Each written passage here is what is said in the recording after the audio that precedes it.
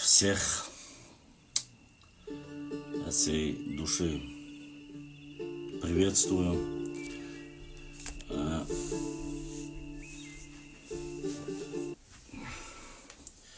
Подождем, пока сейчас немножко у нас присоединятся некоторые ребята. И YouTube включат.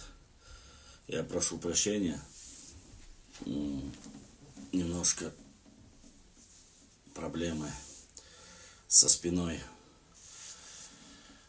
Вот. И начнем. Сегодня у нас эфир давно не было. Кстати, всех хочу поздравить еще раз. Хоть и прошло массера маныш хобал дуайла инхал далмели язвил юхшрахка бадаста могшал иман ислам ихсан массана могшал дуайл давду анжуак плуайл могш меш даха дуайл شامر والبصوب استق دوحرة حامي نخشي قامة سخي شوي مثلا مو خيس ديك خيز سخز عليش سيق خايتيش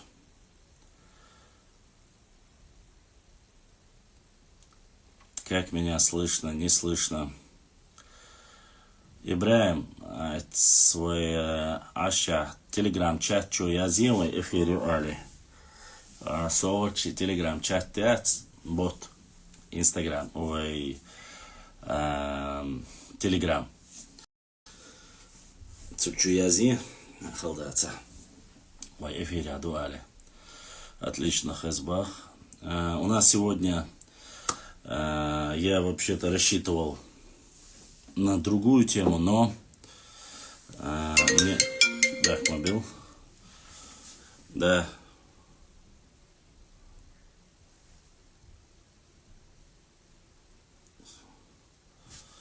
Так, надо отключить звук. Так. Я хотел сегодня сделать эфир на другую, конечно, тематику, но поскольку вчера ночью мне прислали видео, да и до этого мне тоже присылали видео.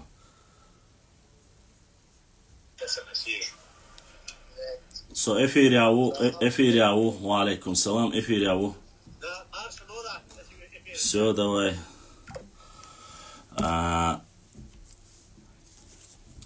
Тема у нас сегодня очень обширная.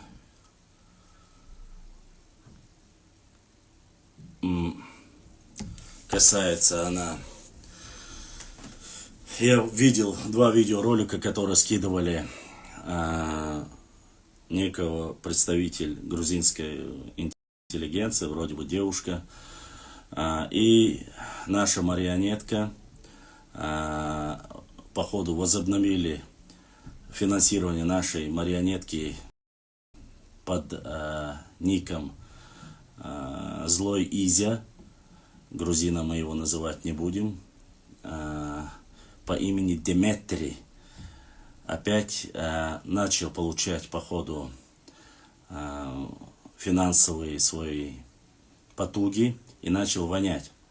Но, чтобы было понятно, я хочу, чтобы было сразу всем ясно, всем, кому интересно, кто будет писать, кто будет отправлять запрос. Тематика хоть и касается Грузии, вопрос был такой, видать, чтобы вас ввести в курс дела, я хочу, чтобы ввести вас в курс дела. Дело в том, что некий есть блогер, Асламбек его зовут, клуб российских изобретателей, взрослый пожилой человек. Он, видать, захотел ответить на какие-то потуги злого Изи под именем Дмитрий Кулумбекашвили. Кулумбеков, но он себя до сих пор не определился. Он говорит, я то грузин, то осетин. У нас уважение ко всем народам, и грузинам, и к осетинам, и ко всем народам Кавказа. Я сейчас хочу с самого начала, что речь идет конкретно идет об ответе. Я не адвокат Асламбека, но дело в том, что якобы отвечая на Он называет сказочником Асланбека, это взрослый человек. Еще раз он попытался объяснить так, как мог, так, как умел. Возможно, у него многое не получилось. Видать, в отличие, как говорит об этом, валейкум ассалам, как говорит об этом Димитрий, он себя считает исследователем, а вот над работой Асланбека, оскорбляя его, в принципе, он говорит, боится показывать лицо. Асланбек не боится показывать лицо, у него очень много роликов, где показывает свое лицо. Но поскольку Асланбек представитель моего народа Нахчо, как Дмитрий смеется, опять же, чтобы было понятно, кто люди не понимающие, кто не в танке, хочу, чтобы вы знали, дело в том, что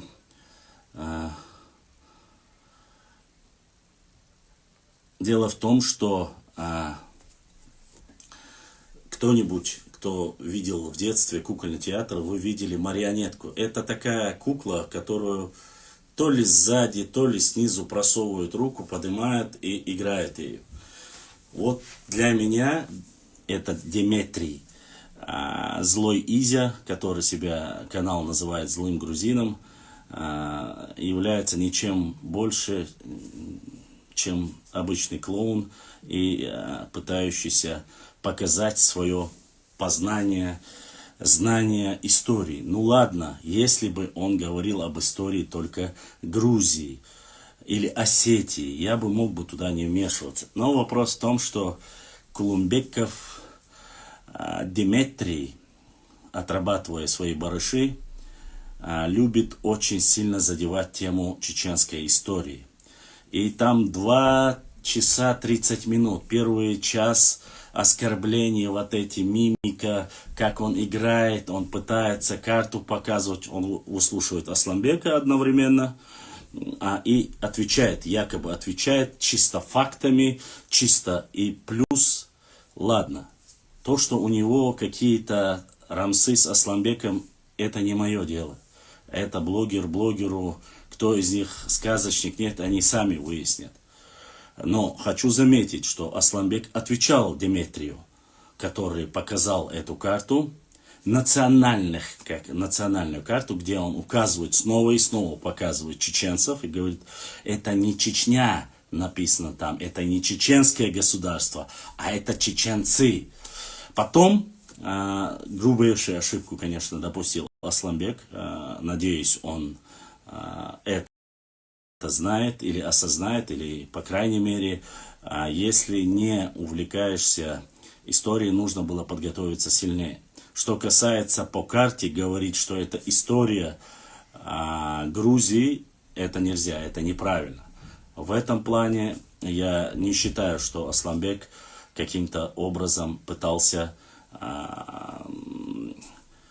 блеснуть знанием. Ну да ладно, я не буду прицепляться, что он оскорблял, что он читать не умеет, считать не умеет и так далее. Меня касаются конкретные вопросы взаимоотношений между Грузией и Чечней, чеченцами, раз. Меня интересует история, как Грузии, так и Чечни взаимоотношения. Мне много чего интересно. В своих этих пасквилях, якобы отвечая Асланбеку, клубу российских изобретателей, марионетка Дмитрий пытается каким-то образом блеснуть своим великолепным якобы познанием. Вашасо эфиряу YouTube, чуа Instagram, чуа эфир. И пытается навязать свои сказки.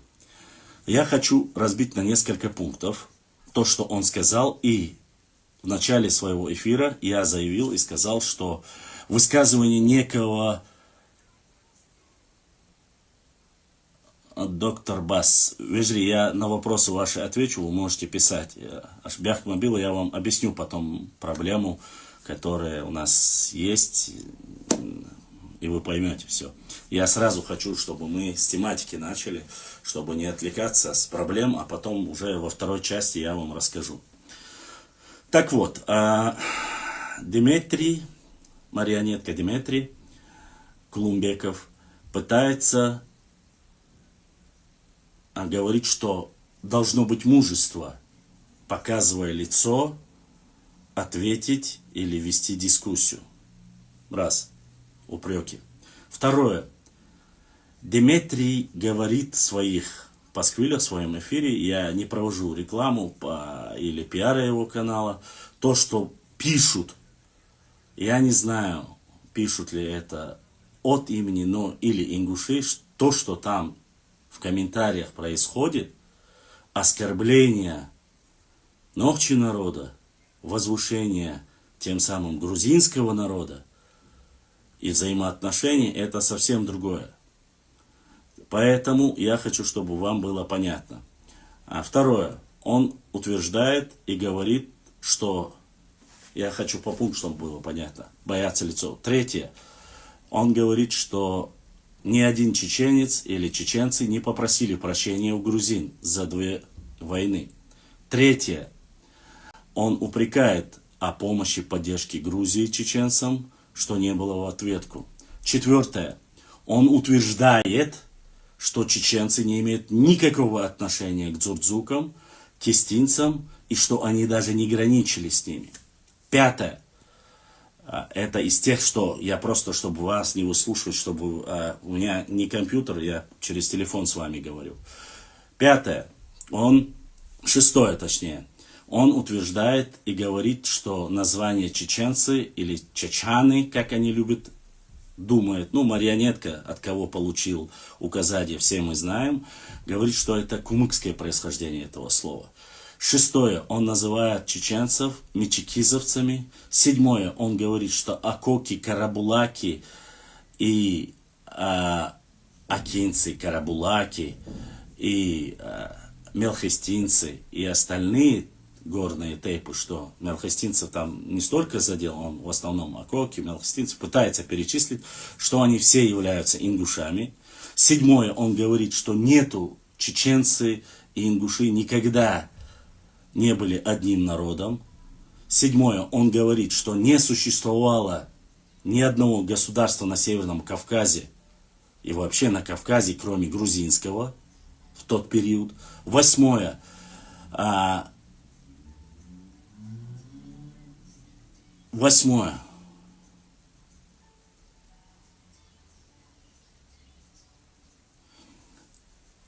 друзья, подождите, я отвечу.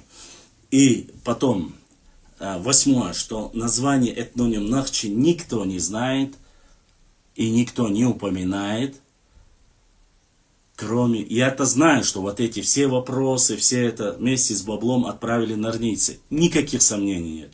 1,000,000%.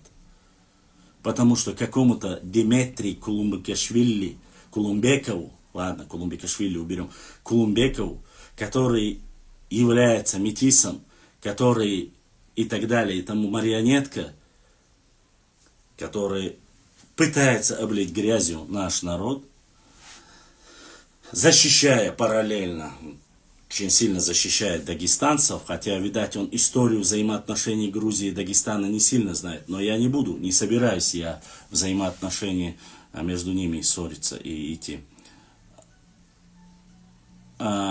Эфиряу, пока в эфире ответить не могу. Эфир идет в Инстаграме, в Ютубе. Поэтому вопросов я вчера, наверное, от этой глупости и тупости немножко даже посидел. Облысел сказать не могу, а я так, в принципе, лысый. Так вот, не считая этих вопросов, о том, что он пытается говорить, покажет карту, и карта, это карта 1800, мы эту карту тоже с вами видели. Я попытаюсь, кажется, она у меня должна быть где-то здесь. Эту карту я вам тоже покажу. И он упрекает Асланбека о том, что якобы Асланбек не показывает ни одного документа, не показывает ни одной книги, ну, допустим, вот этой книги или там другой книги, которые можно было бы ссылаться и говорить о том, что существовали. Еще раз повторюсь, я не защищаю Асланбека, я не защищаю и не влазю в отношения или там между Асланбеком и Деметрием Кулумбековым, злой Изя, который притворяется, свой канал назвал злым грузином. Так вот, марионетка, продолжим, видать, получил свои финансовые дотации и начал опять поливать грязь на нохчий народ, на чеченский народ, на его территориальную целостность, на его культуру. И там очень много моментов. Он говорит, что это не географическая карта, которую он же сперва показал, и Асланбек ему ответил. Эту карту я вам покажу. Эту карту мы с вами рассматривали. Мы покажем другие карты. Он говорит, что очень много карт. Карт у нас тоже очень много. Мы прекрасно знаем это. Карты нарисованные, написанные.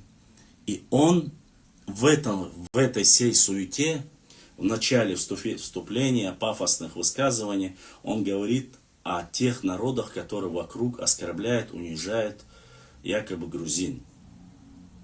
Всех там он назвал русские, армяне, азербайджанцам он чуть-чуть там подлизнулся, там азербайджанцы, чеченцы, дагестанцы. И на последнем месте, говорит, ингуши. Но я надеюсь, ребята поработают над ними там, чтобы исправиться. Там есть пару человек в Ингушетии, которые тоже якобы гонят на грузин. Ну вот такая вот тематика в начале. Вы можете все это посмотреть. От себя я ничего не говорю. Одна сестра до боли обиженная высказываниями, комментариями, которые увидела в Ютубе, задалась вопросом. И кроме нее потом сегодня посыпались: это правда, то правда, это правда. Посыпались вопросы. Предыдущие, следующие теме я, конечно же, подготовлюсь и попытаюсь как-то небольшим моментом объединить сегодняшний. Наверное, да, он в Грузии живет. Наверное, немножко рассказать, не рассказать, есть некая ученая, кандидат там, исторических наук, Танзила, да, вроде бы, я не знаю фамилию, не знаю, честно сказать. Но я видел ее видео. Видать, Деметрий, кукла-марионетка, не заметил, что говорит кандидат исторических наук, и где она прямым текстом утверждает, что Карабулаки, Уарствой, являются кочевым племенем. Прошу заметить, никогда ни один представитель нохчи народа, никогда, насколько я помню, ни словом, ни делом, ни статьей не говорил, что Уарствой, Карабулаки, являются каким-либо кочевым народом или кипчаками и тому подобное. Никогда. Как говорится, не знает и не смотрел последние исторические паблики. Ну да ладно. Хорошо. Что касается этих вопросов, начиная с истории Грузии. Начнем вот с первоочередного. Пропагандируйте нашу культуру и традиции и не слушайте Хичлендер. Может быть, ты оставишь свои вонючие потуги, которые вообще не касаются. Здесь сейчас идет речь об истории. Я не говорю об истории бедуинов или истории тебя, анунакаты, твоих анунаков и шизоидных ваших этих божеств языческих. Здесь речь идет об истории моего народа и Грузии, взаимоотношений. Ты немножко попутал Гоголя с Гегелем. Так вот, он начинает рассказывать историю, там, ладно, опять же, забегая вперед. Что касается взаимоотношений абхазов, грузин, взаимоотношения грузин и осетин. Я прошу вас немножко понять, это не наше дело. Нохчи, чеченцы, такой народ, когда у них просят помощи, они помогают. Они помогали и Абхазии, они помогали Грузии, они помогали Осетии. В тяжелые времена всегда друг другу помогали. И то же самое обратно.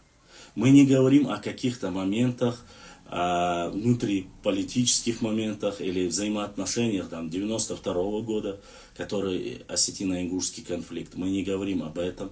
Мы не говорим об остальных моментах. Но этот же Дмитрий в предыдущих эфирах, еще когда Софика была в эфире, вы помните, я об этом говорил. У меня очень хорошие взаимоотношения с грузинами, с грузинским ученым истеблишментом.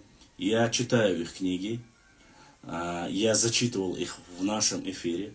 Мы знаем, что неотъемлемой частью уже 200 лет живут в Грузии, в грузинском государстве, живут от 10 до 20 тысяч кистинцев, этнических чеченцев, нохчи, 99% чистокровных нохчи, которые стали единым целым монолитом в грузинском государстве. Они не утеряли корни, они не утеряли свой язык. У них великолепные взаимоотношения. Далгешдол, Хасу Хангашвили тому пример. И великое и хорошее взаимоотношение между нохчи, кистинцами и грузинами и властью подтвердила после смерти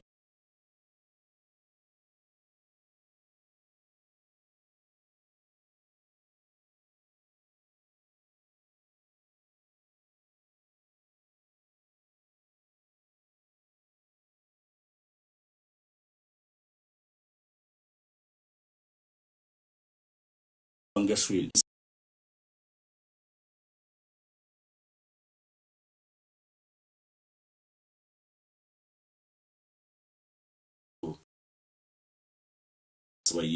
Своего народа, часть которой проживает там, которые жили и живут 200 лет без малого в Грузии, защищают интересы грузинского народа, как в древности, так и по сегодняшний день. Учатся в грузинских университетах, взаимообогащают культурой. Вот что делают нохчи, кистинцы, которые проживают там.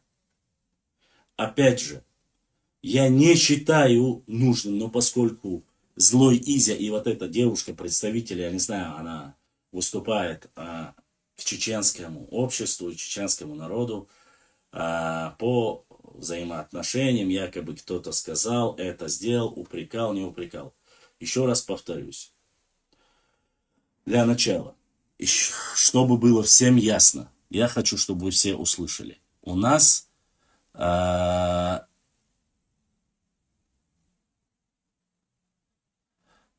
Хиглендер, я последний раз предупреждаю. Последний раз я тебя предупреждаю. Если ты здесь затронешь тему религии, какой бы то ни было, и не касаешься истории, я тебя отсюда выкину. Мне потомки анунаков здесь не нужны. Я заходил, размазал вас всех и показал, кто есть кто там. Если есть среди вас хоть один мужчина или женщина без голосовых набросков, начиная с вашего, как его там, потомка Анунака, как его звали бы, Армат, антитеррор, если есть мужество, пускай придет, я еще раз, я и в прошлый раз его нагнул, и у вас в эфире нагнул, хоть вы меня обрезали и останавливали. Мне ваши сказки и оттягивание умов молодых, сильных представителей моего ногчи народа мне не нужно. Можешь передать им, и те, кто посмотрит этот эфир, любой, кто с Парамата, любой, кто с антитеррором, я лично его нагну, пускай придет, пускай расскажет мне о древней истории ногчи народа. Потомки анунаков мне не страшны. Вы не то, что не знаете историю, вы пытаетесь залезть в религию, в которой вы неведомы. И не стоите ломаного гроша, потому что вы обсуждаете пророка Всевышнего, не зная ни о религии, ни о чем, выхватив статьи из Википедии. Так что мне ублюдки незаконнорожденные не нужны здесь. Я не знаю, какой вы нации. Я знаю, что вы прекрасно знаете родной язык моего народа. Я это знаю. И если у вас есть мужество, все, кто там сидит, вы же говорите, что вы 100-тысячная аудитория. Хоть один со своим мужеством, со своим голосом. Зайдите, лицо показать вы побоитесь, я знаю. И мне докажите. Расскажите историю, древнюю историю. Историю Джахилии расскажите мне.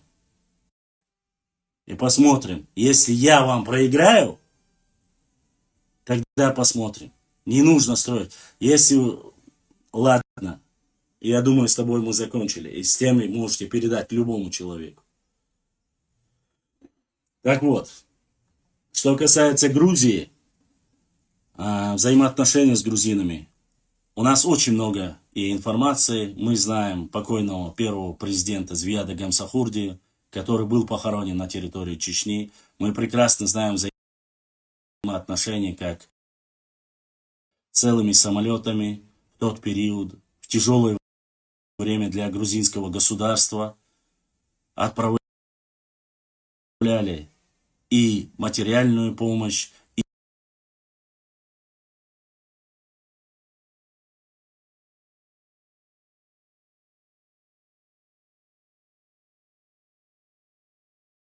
и медицинскую помощь. Мы знаем,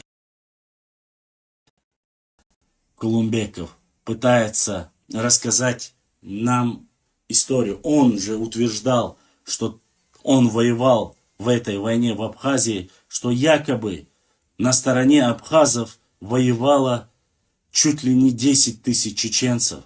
Потом оно скатилось до 1000 чеченцев. Но злой Изя Дмитрий не знает реального количества, а мы знаем, сколько были там представители нашего народа и сколько были в Южной Осетии. Тоже знаем, какие были договоренности, мы знаем, сколько было и помогали грузинам даже в этой ситуации.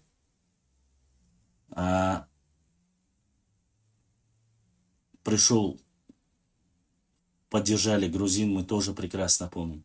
И также я хочу сказать, мы помним Гвишани, Багратиона, Сталина, Берию и очень много каких историй. Но мы, чеченский народ, не судит грузин по этим личностям. И не говорит, что грузины должны просить прощения за это. И не говорим, что у нас, мы два соседа, должны как-то плохо друг к другу относиться. Этого мы тоже не говорим. Дмитрий, сказочник Дмитрий Колумбеков, я сказал, выслушал его, он говорит вчера в своем заявлении, он рассказывает, что чеченцы должны просить прощения за две выходки в 20 веке, когда Абхазия отделялась от Грузии, и когда Осетия. В первом случае был заключен договор, из-за что, кстати, Дмитрий, может, не знает, во время Ичкерии, когда встречались еще Масхадов и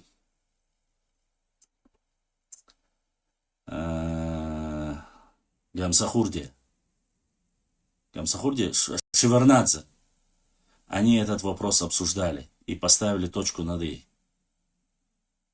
Туда поехало очень небольшое количество людей в поддержку абхазам. И опять же, на свое усмотрение. Их фамилии, их данные есть, они ныне в основном все покойные, но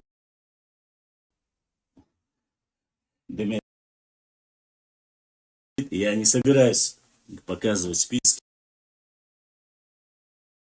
Списки есть, любой человек может посмотреть. На стороне Абхазии были многие народы.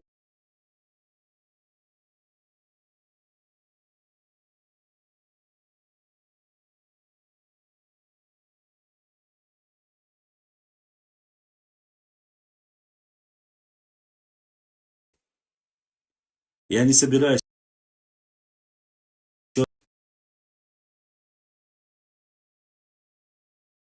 а,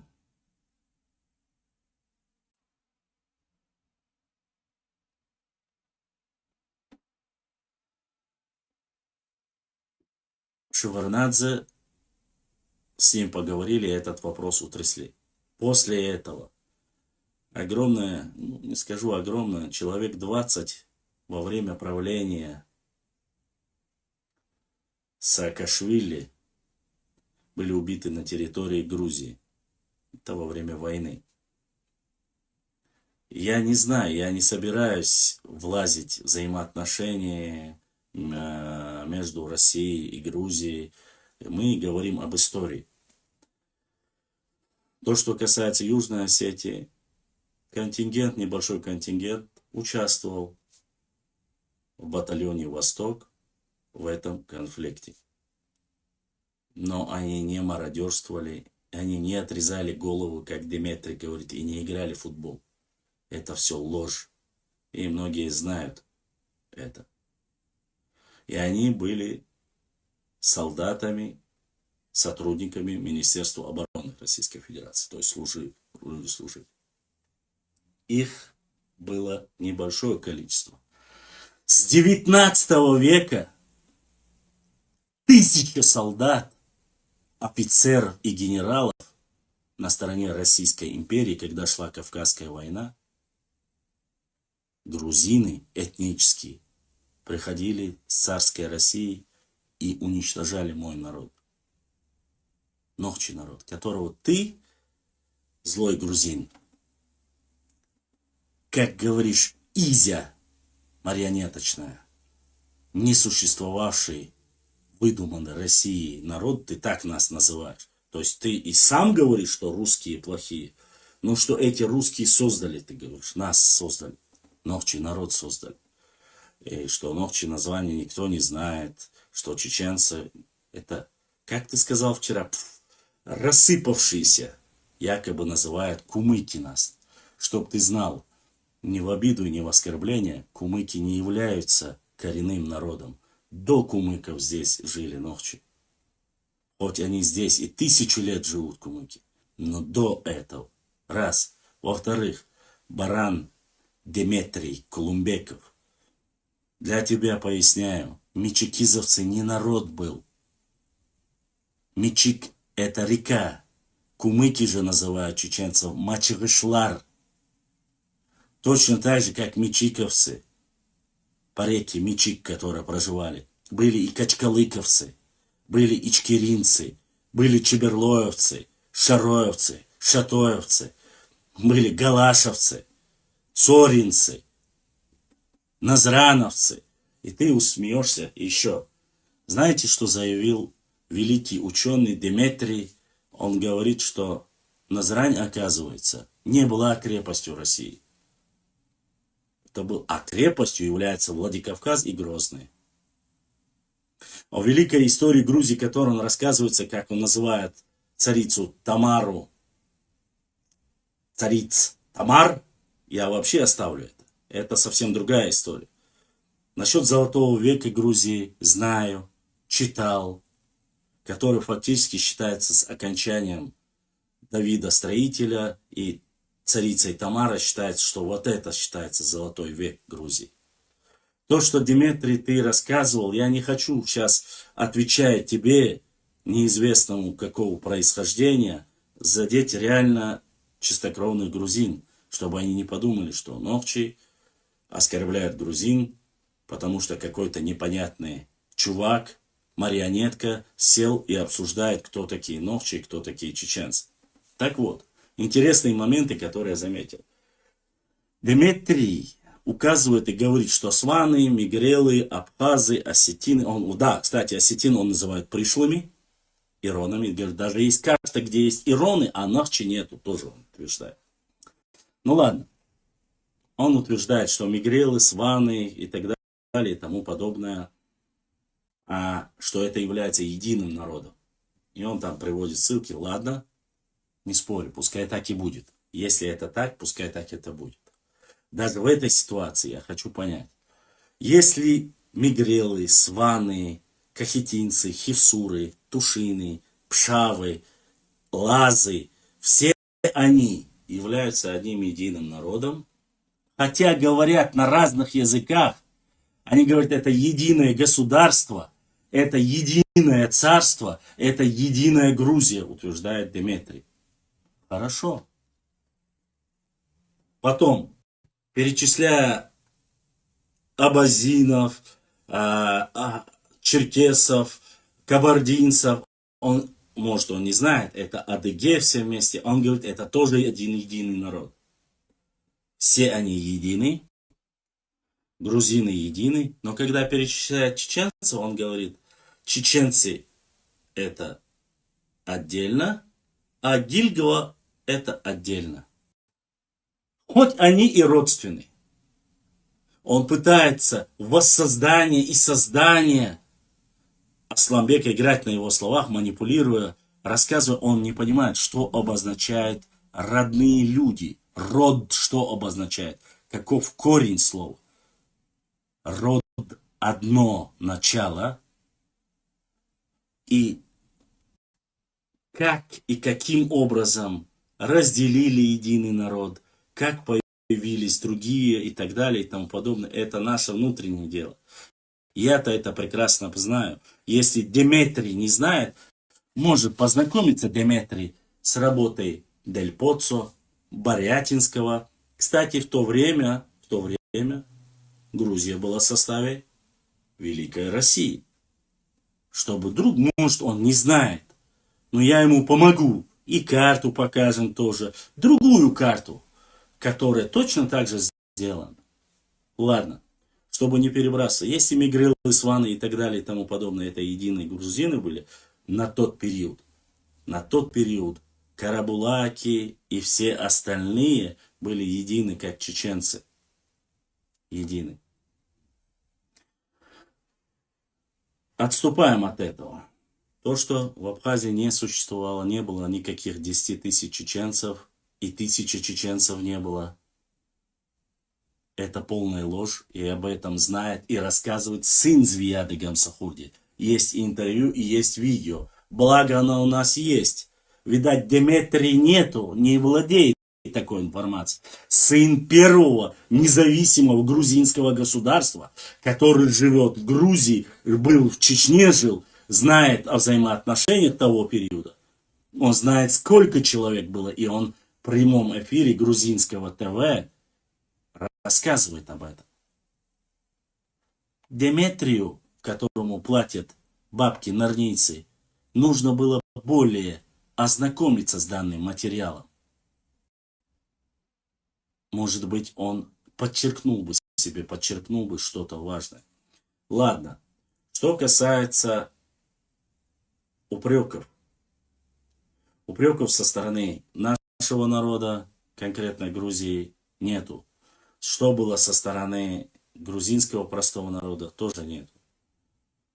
Что касается научного мира и книги, которые он говорит, что вся самая важная информация лежит в Грузии. Что информация, если кто хочет знать, что ни у кого не было письменности. И что чеченцам только русские подарили. Дмитрий говорит, кстати, он говорит не только чеченцам, но и ингушам якобы подарили язык, которым пользуются кириллицу, подарили русские. Это по словам Деметрия. Баран ты, Деметрий Кулумбеков, злой Изя, если ты не знаешь нашей истории, до того, как появились русские на Кавказе, и даже когда появились русские на Кавказе, у чеченцев была письменность. Была и арабская письменность использовали и тюркскую письменность, использовали и латинскую письменность, использовали и грузинскую письменность. Как Грузия 400 лет была под арабским халифатом, как они были под турками-сельджуками, как были многое другое. Такова история. И гордиться этим или упрекать этим, это неправильно. Я не говорю, что не было грузинского. Грузинское государство было. Но твоя ложь о том, что не было, кроме грузинского государства централизованного на Кавказе, это ложь. Во-первых, я тебе перечислю барану-то этакому и твоим норнийцам, которые тебе платят и которые тебе писали это дерьмо. Во-первых, было Аланское царство. Самое простое. Ты этого не знаешь. Когда существовало, как ты говоришь, грузинское царство, а не было на Кавказе никаких государств, это твои слова. Я не говорю за Кавказе. Я тебе перечисляю те, что называется Кавказом. Закавказье это постсоветское название уже появилось. Я тебе перечислю государства, которые реально существовали. Где-то документально чуть меньше об этом есть, где-то больше. Аланское царство, Хазарский каганат. На Кавказе Золотоордынское государство, которое было и входил Кавказ туда тоже самое. Государство Сарир, государство Сим-Сим, Албанское царство. Все эти государства существовали, когда существовало и Грузинское царство. В той или иной мере разрозненное или целое, как ты утверждаешь. Опять же, что касается Аланского царства, хоть ты говоришь, что самый поздний пришлый народ ираноязычный, иронцы, ты говоришь ираноязычный, ты тем самым оскорбляешь своего отца. Я видел взрослых осетин, где они тебе говорили, будь мужчиной, приедь, поговори с нами. Так вот, я еще раз повторю. Часть этого Аланского царства, разрозненного, как и в тот период, посмотри историю Грузии, там оно тоже было разрозненное. Потом один царь объединил. Да, убрали мусульман, да, уничтожили там, прогнали. Это было, это ваше право, это грузинское. Не ваше, не тебя, а грузинского государства. Так вот, в Аланское царство входили такие народы, ныне существующие на Кавказе, как Нохчи, как ингуши, сегодня отдельно, в то время были едины. Карачаевцы, балкарцы, осетины и частично адыги. Некоторые люди говорят, что частично входила и часть Дагестана, хотя я очень сильно сомневаюсь в этом. На всей территории, ни западной, ни северной части Чечни, Нохчичу, а самые его юго-восточных границах находят и до сих пор находят археологические раскопки Аланского царства с захоронениями и могильники, где похоронено периода и воины, и простые люди со времен Аланского царства. Это Нажаиртовский район, это Аух, который был в тот период нашим, до того, как Советский Союз передал его Дагестану. Аух было наибство отдельно. Те, кто не знает, что не существовал в то время Аух, не надо эти сказки рассказывать. Ну да ладно. Об этом мы тоже, кстати, об Аухах и о Коках отдельно мы поговорим. Дальше продолжим. Продолжая экскурс истории. Так вот, эти государства, как Аланское царство, Хазарский каганат, Сарир, Сим-Сим, Албанское царство, все эти государства существовали. Ты говорил, нет ни одного государства, кроме как грузинского. В тот период, то есть на Кавказе, никто не мог такого сделать. Ну да ладно, это твое мнение. Ты же кечишься, ты говоришь, я говорил с грузинскими профессорами. Странно тебе, что грузинские профессора не рассказали об этом. Хотя я уверен, что никакие грузинские профессора тебе об этом не говорили. Нахвататься словечек с разных книжек ты, конечно, можешь. И то, что тебе норнийцы подкатили, с баблом помогли и сказки рассказали. Ну да ладно. Продолжаем дальше. Книги, что касается по Дагестану, ты утверждаешь, что, валикум ассалам, ты утверждаешь, что акинцы, акоки, ты их сначала оскорбляешь, говоришь, что они Шахмурза Акотского ты упрекаешь. Странно, что ты не упрекаешь двоюродного брата Шахмурзы Акотского, который владел Дарьяльским ущельем. Кстати, он тоже был акинцем. Ты здесь упрекаешь его то, что он заключил договор с царской Россией. Но с другой стороны, ты говоришь, что они никогда не были чеченцами, что они были, то есть в упреках о взаимосоотношении с Россией он становится чеченцем. Сам себе противоречишь, ты же любишь там Асламбека упрекать, вот ты сам себе противоречишь. А потом у тебя акинцы, акоки, акохи, ты там оскорбительно их называешь. Я видел эти клички, которые ты там называешь. Карабулахи и так далее. А потом ты говоришь, что они никогда не были чеченцами, и что Россия их насильно сделала чеченцами, что они на самом деле все ингуши. Ты так утверждаешь. Но, может быть, ты не знаешь, до вторжения царской России самого названия, как ингуши, не существовало. Вообще. Как и название чеченцы не существовало. По поводу названия передаю норнийцам, и кто может передать или с Ютуба посмотреть, чтобы этот имбецил посмотрел Деметрий Колумбеков. Пускай посмотрит на моей странице 10 или 20 ссылок, где российские генералы, ученые, все, кто фиксировал в тот период, в основном, историю нашего народа, а это было впервые, кстати, они пришли первыми, любые, как называли сами себя чеченцы, и любили ли это название. Кстати, ты сказал, что упоминания чеченцы, грузины говорят чачанаби, чачаны и так далее и тому подобное. Эта тема очень интересная, но я думаю, что ты тут норнийского дерьмеца поел и думаешь, что это прокатит. Посмотри, как грузинский князь, когда шел бить челом российскому царю, князю, проходил через Аргунское ущелье, что он пишет? Он говорит, кистинские кабаки до города Чечен. И этот документ, упоминание чеченов, кстати, не 19 века, не 18 века. Если я не ошибаюсь, это документ 17 века.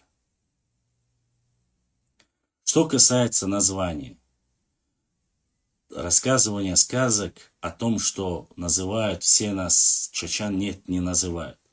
Кумыки называют мачгашлар, аварцы называют буртиналами, а не чечанами. Буртиналами называют, а себя называют Мааралу. Твои родные, то есть я-то не знаю, кто ты, осетины, которых ты сказал, что пришлые осетины, которые пришли позже всего на Кавказ, нас называют цацанами.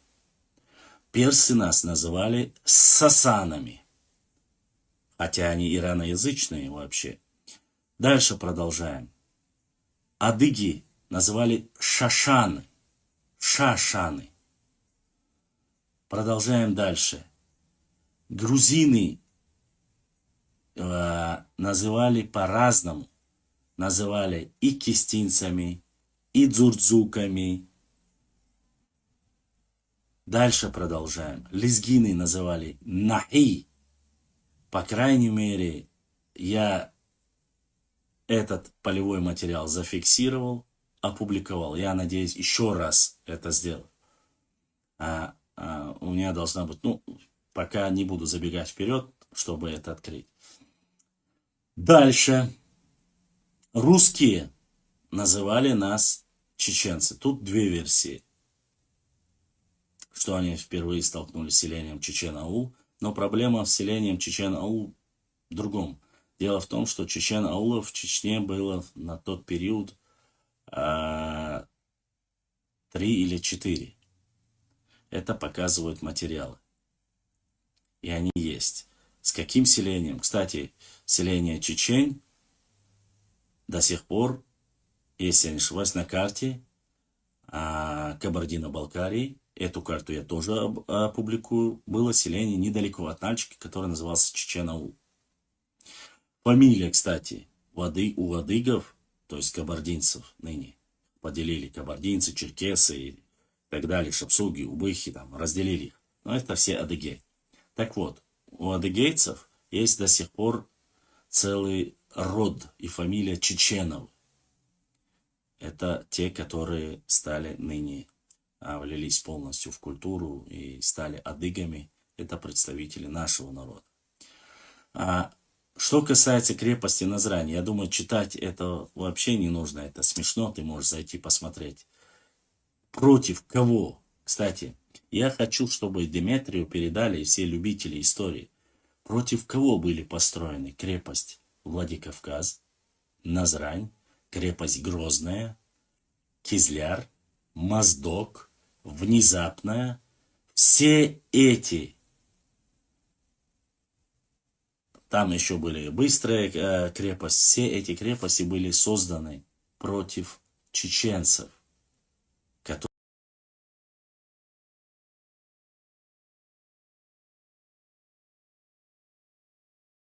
которые воевали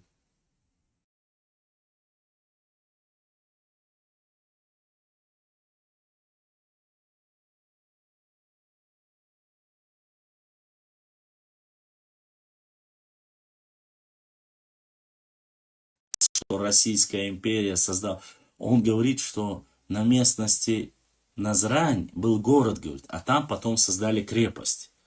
Но история говорит обратное. Там была создана крепость, и к этой крепости начали переселять людей. Позволили поселяться туда служившим, и поэтому их назвали назрановцы. То, что было при закладке Владикавказа, что там было селение, мы знаем, это не оспаривается. Там было селение. Именно там было или на правом берегу было ли. Осетины говорят, там их село было, ингуши говорят, что их село было. Но не факт. Факт, что было. Ну, крепость Владикавказ построили. Опять же, от набегов чеченцев для защиты военно-грузинской дороги. Я сейчас приду к интересным моментам, которые я из истории, вы можете дальше проверить. Никаких проблем нету. Их можно зачитать, а можно рассказать. Чтобы не было нудно, я вам рассказываю. Крепость Грозная. И он рассказывает, что крепость Грозная была построена кем и как. Да, она называлась крепость Грозная. И Ермолов, кстати, при Ермолове были грузины, достаточное количество, которые были у него, служили под его руководством. А он часто ездил и в Тифлис отдыхать, и силы набираться, и лечиться, кстати. С этим тоже проблем нету, можешь проверить. Так вот, на месте крепости Грозная, Баран Деметрий, не, Барана не хочу оскорблять, ну, сказочник Деметрий, было 26 сел чеченских, и названия этих сел сохранились. Кстати, там же было и селение, хуторы, селения, аулы маленькие, акинцев, эрсиноевцев, агишбатоевцев, 26 селений. И только уничтожены с лица земли все хутора, кроме одного, которое до сих пор существует, и это селение называется, раньше это было селение, сейчас это часть города, Старая Сунжа, единственную, которую оставили рядом с крепостью Грозная. Остальные все уничтожены. географически, в каком месте, где находятся, и по сегодняшний день многие эти места отмечены. Ну, откуда такое может знать Нарниец или Деметрий, которые только упрекают чеченский народ в якобы познании великой истории? Ну да ладно, продолжим дальше. Я как говорю, ты можешь проверить, посмотри, крепость Моздок, все это были крепости, это были российские крепости. И да, они были против несуществовавшего нахчи народа, как ты утверждаешь. Мне вот вопрос, ты говоришь, кто знает, кроме ингушей, что вас зовут Нахчи? Дмитрий, ты и те бараны, которые тебе это рассказали, да, Алды, но Алды это было дальше, Тимур. Алды не рядом с крепостью. Крепость Грозная не была такой большой. Алды вверх, она дальше от города была. Город был не такой большой, как сегодня. Так вот, следующее. Так я хочу, чтобы было понятно. Смотри. Название Нахчи, оно зафиксировано. Оно во всех документах есть. А как их особенно есть.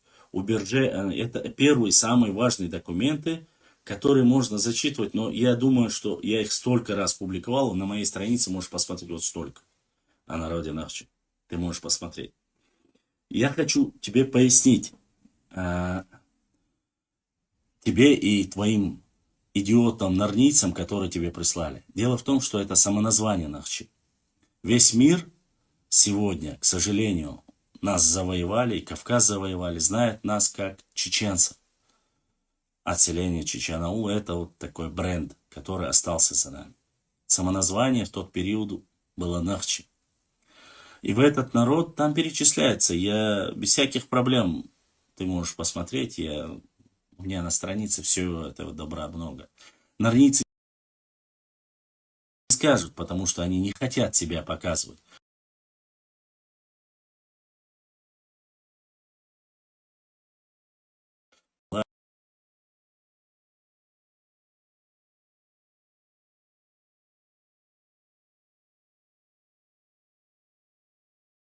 И все в одном единый, как один единый народ.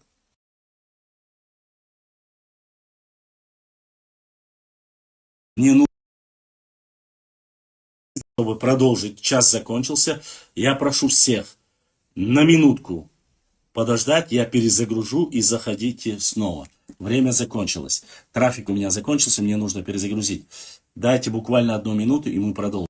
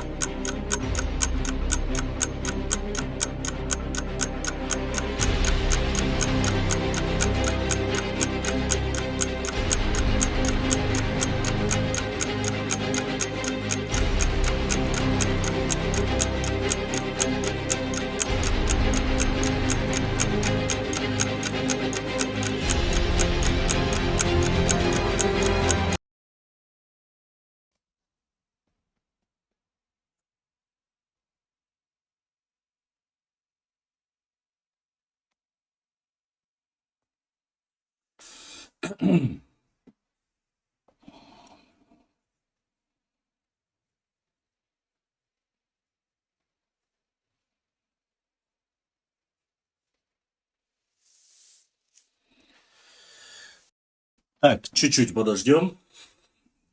Минуточку подождем, пока соберутся.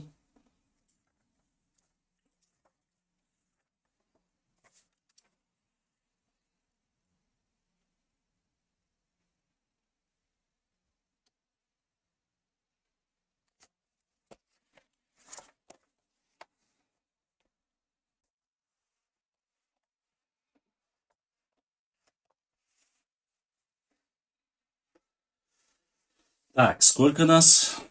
Ибрahim, ты на связи? Так, Ибрahim подключился. Я думаю, что мы продолжим. Где я остановился? На чем я остановился? Напомните мне. Слишком много информации, и не успеваешь сразу все передать. На чем я остановился? Напомните мне. Минуточку.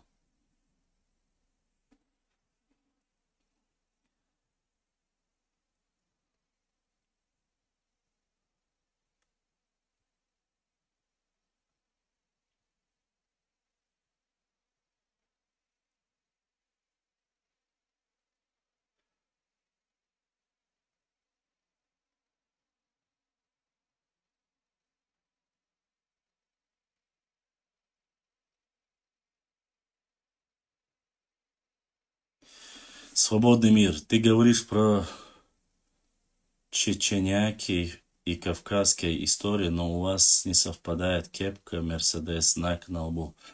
Ну, ты, походу, немножко баран. Это не Мерседес знак, это кепка, головной убор.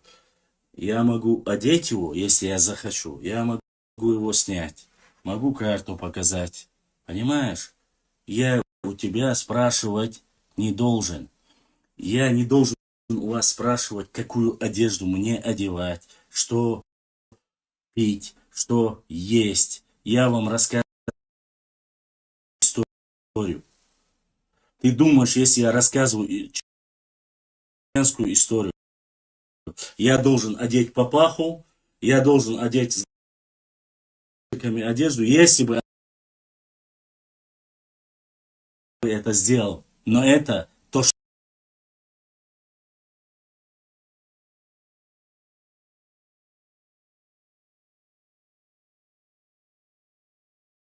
ваша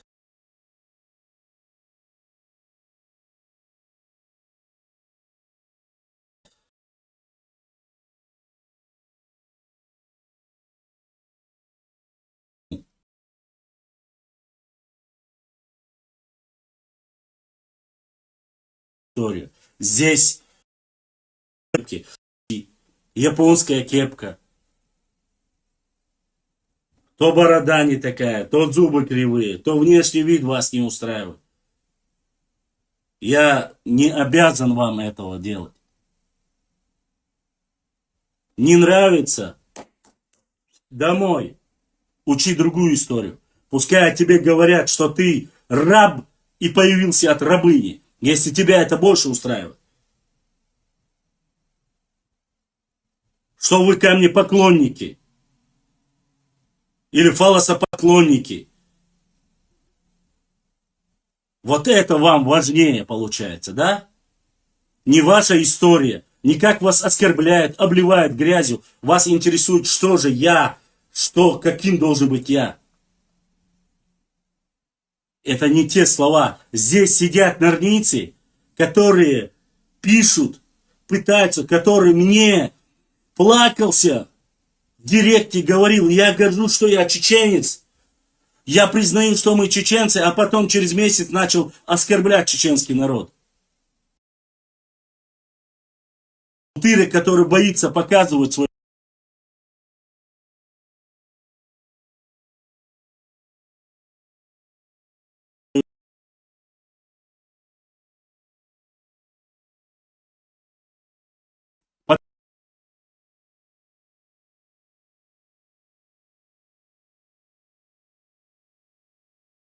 оскорблял и обливал мой народ.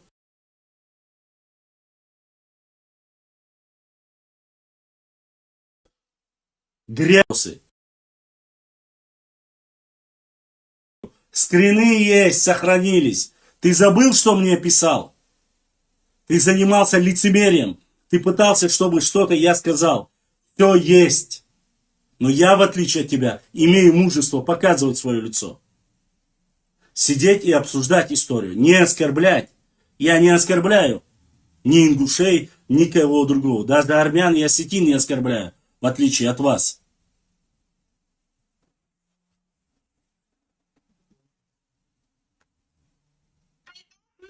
Мам, со эфире, а у моя телефон, со эфире, а у моя. Вот. Продолжаем дальше. А, крепости я завершил, сказал вам про крепости. Да, еще. Чел, который мне говорил про знак Мерседес и про мою... Кстати, это мне мой брат, австрийский брат подогнал. Это карта нашего народа, такая, какая она была раньше. Это, но что, все это мои австрийские братья подогнали, задонатили. ДРС Хилшинуши. Продолжаем дальше.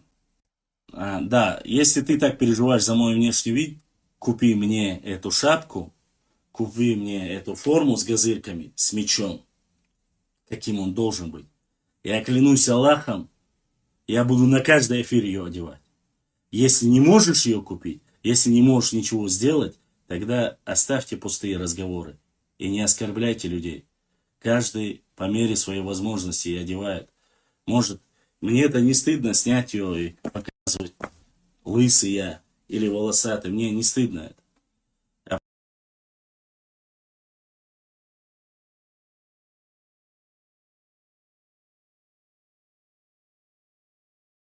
Вы,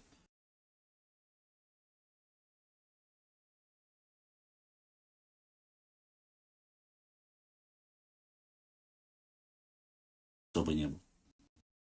Все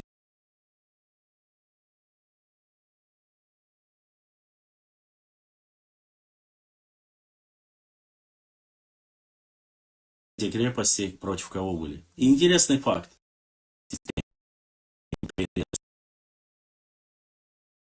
Все здесь.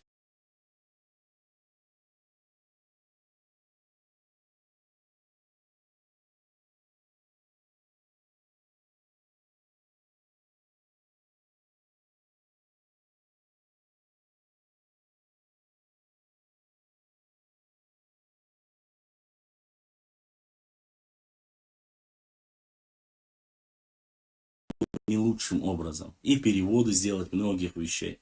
Но я этого делать не стану. Так вот,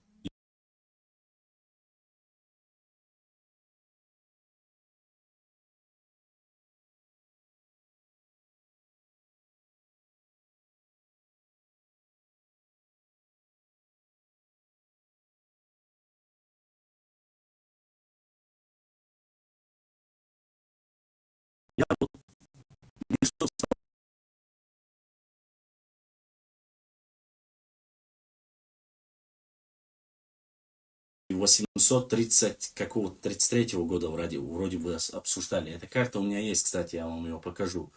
О чем он так велико оскорблял Асламбека и карту. Должны делать.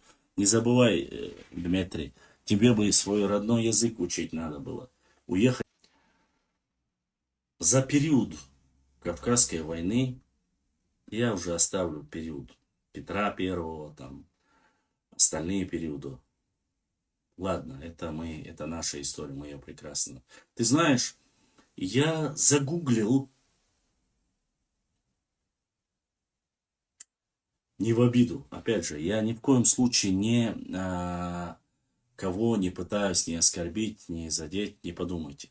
Я посмотрел за все время существования царской России, сколько раз Грузия воевала против царской России. Вот мне просто стало, ты нас оскорбляешь, что мы нас создали, что мы такие все плохие.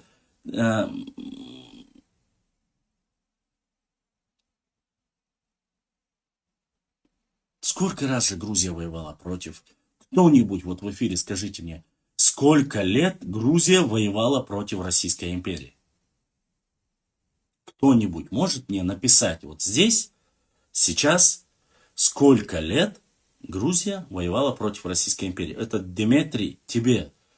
Ты же оскорбляешь Нохчи народ, чеченский народ, о том, что не существовала государственность. Ты рассказываешь сказки, что нас называли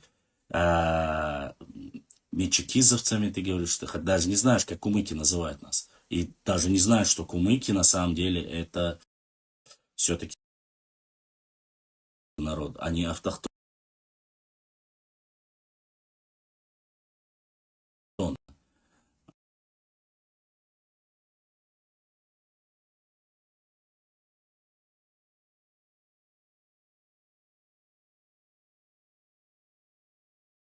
А остальным вопросам я сейчас подойду. Кто-нибудь может мне сказать, хоть один человек, сколько лет воевала Грузия против Российской империи? Не забывайте, я говорю о Российской империи, не Российской Федерации. Правильно, черту. Правильно. Грузия не воевала с Российской империей. Понимаете? Во-вторых, гугисконст, потому что я отвечаю не только гугисконст, я отвечаю не только ему.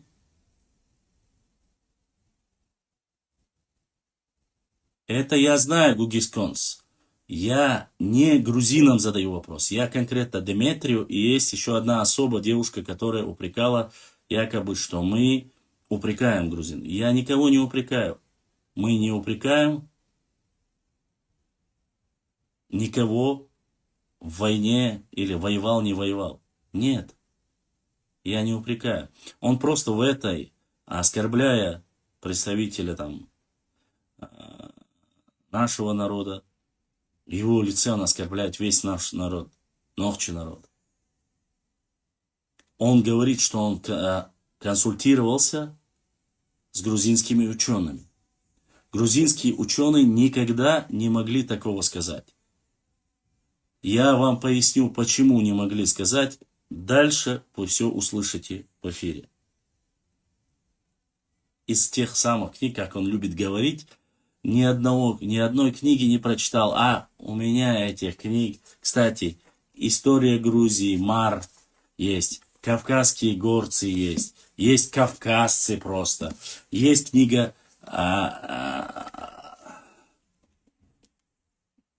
Гольштейна, есть книга абхазского Гурама Гумбы, есть книга Картлис Ховреба, есть книга. Леонтий Мравелли книга есть в переводе. Да, ты, наверное, можешь сказать, что они недостоверны. Но есть книги и Маргашвили, который является гражданином Грузии, и где все грузинские ученые описывают. Это мы оставим на десерт. Я, как ты говорил вчера, я не то, что я поставлю тебя и всех норвийцев в угол, но и заставлю подпрыгивать о каждого дерьмеца, который вы лили. Потому что то, что вы рассказываете сказки, никому и не снились. Продолжим дальше. Насчет вопросов о войне, это был риторический вопрос. Конечно же, не Бумба, а Гумба, Гурам Гумба. Он ни одного плохого слова про грузин там не пишет. Успокойся, Гугискон. Еще раз повторюсь. К грузинам отношения очень хорошие. Очень много грузинов остались в Чечне. Очень много имеется в виду грузины, которые стали Нохчи народом. Есть точно так же огромное количество Нохчи, которые перешли в Грузию и стали сегодня грузинами, православными грузинами, которые сегодня считают себя полноценными грузинами, представителями грузинского народа и грузинского государства. Ничего такого нету. у нас взаимоотношения, но я не считаю, что мы должны а, Берии, Сталину, Гвишиане, Багратионе и так далее и тому подобное. Да, любимый Нарнийский и Деметрий очень любит говорить о Багратионе. Историк такой был, да? Но про него мы многое рассказывали, многое писали.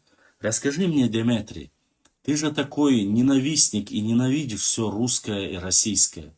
Где же был похоронен? Где жил остаток своей жизни Багратионе?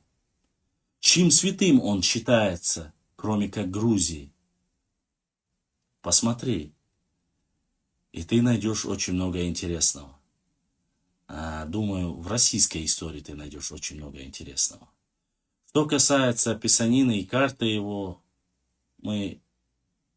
есть достаточно книг, как он брал материалы у Мравелли, как он брал материалы и по картам и других российских и иностранных ученых, как он переписывал. Он не знал даже всей территории Грузии, он не объехал, он не мог знать детально, описать об этом. Ну, об этом есть книги написаны, ты можешь посмотреть и прочитать. Да, ты же скажешь, что это не в оригинале, и что это все неправда, потому что это перевели на русский язык. Но перевели его на русский язык сами грузины в основном, а не русские, чтоб ты знал. Ну да ладно, продолжим дальше. Абсурдность всех твоих... Остальные территориальные претензии к Абхазии, к Южной Осетии, это ваше внутреннее дело. Это не наше дело, это ваша история, не ваша, Дмитрий, а это история грузин. Мы прекрасно знаем, кто есть кто и кто откуда появился. Но, ты знаешь, почему такие люди, как ты, не изучая истории,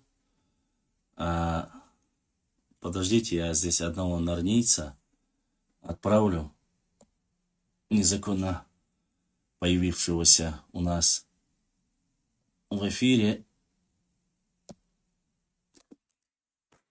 домой. Пошел еще чело. Пошел. И мы его отправили туда, где он должен быть. И вот, мы продолжим. Так вот, я хотел сказать, во всем мире кто-нибудь сейчас сидящийся в эфире, скажите мне, кроме специализировавшихся людей на истории, здесь его нету, я убрал, кроме специализирующихся людей в истории, скажите мне, самоназвание грузин какое? Кто-нибудь знает, как сами себя грузины там называют или свое государство называют? Кто-нибудь знает? Как вы думаете, знают ли об этом бытовые простые адыги, лезгины, чеченцы, армяне, турки, американцы и так далее и тому подобное? Тот, кто не знает истории. Как называют? Они говорят, вы картвельцы? Нет. Это Сакартвелу, они говорят? Нет. Их называют грузинами. На английском Джорджия. Вот как их знают, как Грузия знает их. Понимаете? Ничего удивительного нет в том, что самоназвание Нохчи народа тоже никто не знает. Если не знает самоназвание грузинского народа, ты спроси сегодня дагестанца и скажи, а кто живет вон там? Он скажет, грузин. Он не скажет, Картвел живет там. Спроси у любого кабардинца, скажи, кто проживает там? Он скажет, Картвел там живет? Нет. А как вы их называете? Он скажет, мы их грузинами называем. Все их называют грузинами. Кстати, очень сильно Деметрий с нарнийским утырок не знает точно, что стан название, Гурджистан именно. Стан название не персидское, оно тюркское. И Дагестан, как ты говоришь, как раз, если там половина, Даг это горы, а Стан это тюркское название, персидское и тюркское. Гурджи и Гурджистан, Гурджия, который, как ты говоришь, персы назвали, страна волков или без разницы. Но Стан не является персидским словом. Ты, конечно, пытаешься выеживаться там в эфире, ты и твои норнийцы. И вы думаете, что вы знаете, ты знаешь, и просто это стыдно. Стыдоба и только. Что касается моего народа и нашей истории, я в основном отвечаю по нашей истории, не столько про Грузию. Еще раз говорю, территориальные претензии это ее проблема. С абхазами, с грузинами. По вопросам грузинской войны, абхазской войны я сказал. По вопросам Берия, Гюльчани и так далее и тому подобное мы тоже сказали. Что касается взаимоотношений, вы нам помогли, мы не помогли. Что касается грузинам, грузинам помогли, помогали и будут помогать по мере возможности. Грузины наши соседи.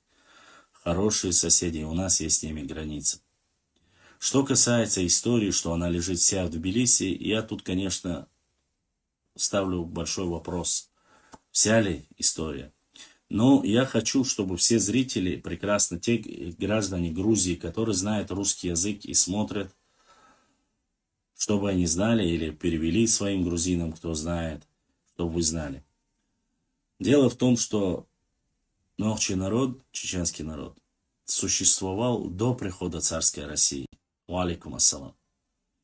Существовали чеченские общества. И общества Акоки, Акинцы, Ауховцы, Пешхоевцы, Биноевцы и так далее. Этих обществ в Чечне за 100, если не 200. Все это представители нашего народа. Сегодня я не буду говорить за ингушей, но я думаю, грузинские ученые прекрасно все описали, и они прекрасно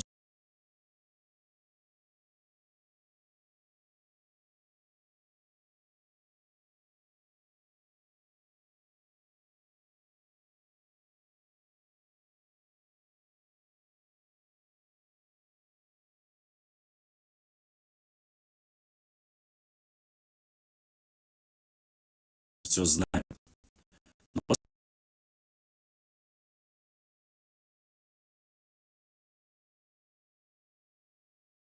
Мы два субъекта, мы две республики. Кстати, и те, и другие являются субъектами Российской Федерации. Да, Дмитрий тоже еще говорил, что якобы быть и как строится Звияда Гамсахурди, Чечня в тот период отсоединилась от России. И чтобы не быть независимыми вместе с чеченцами, ингуши остались в составе России. Но ты упрекаешь за это чеченцев. И говоришь, правильно вы сделали. Ну, какая-то у тебя шизофрения, наверное, какая-то такая, если я правильно понял. В чем упреки? Ну да ладно, это оставим. Это горький путь нашей истории. Мы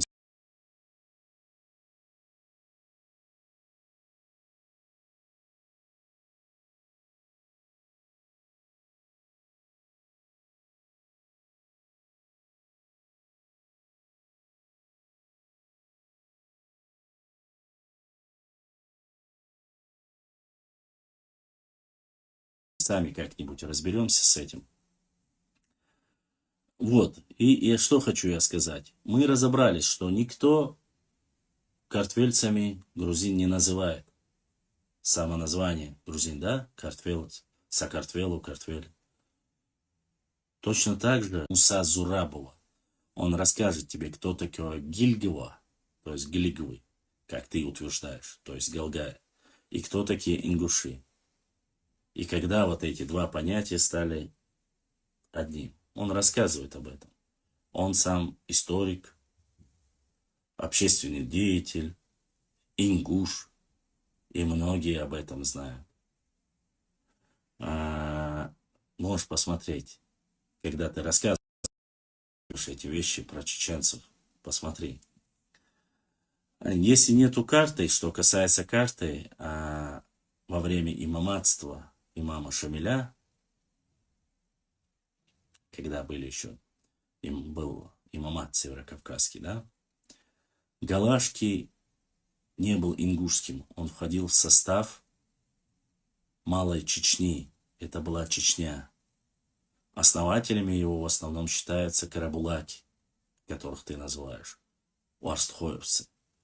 И на этой карте я тебе про историю говорю, не сегодняшнюю, в тот период. Они входили в состав северокавказского имамата. Ну так, это информация для истории, чтобы ты знал. Дальше продолжаем.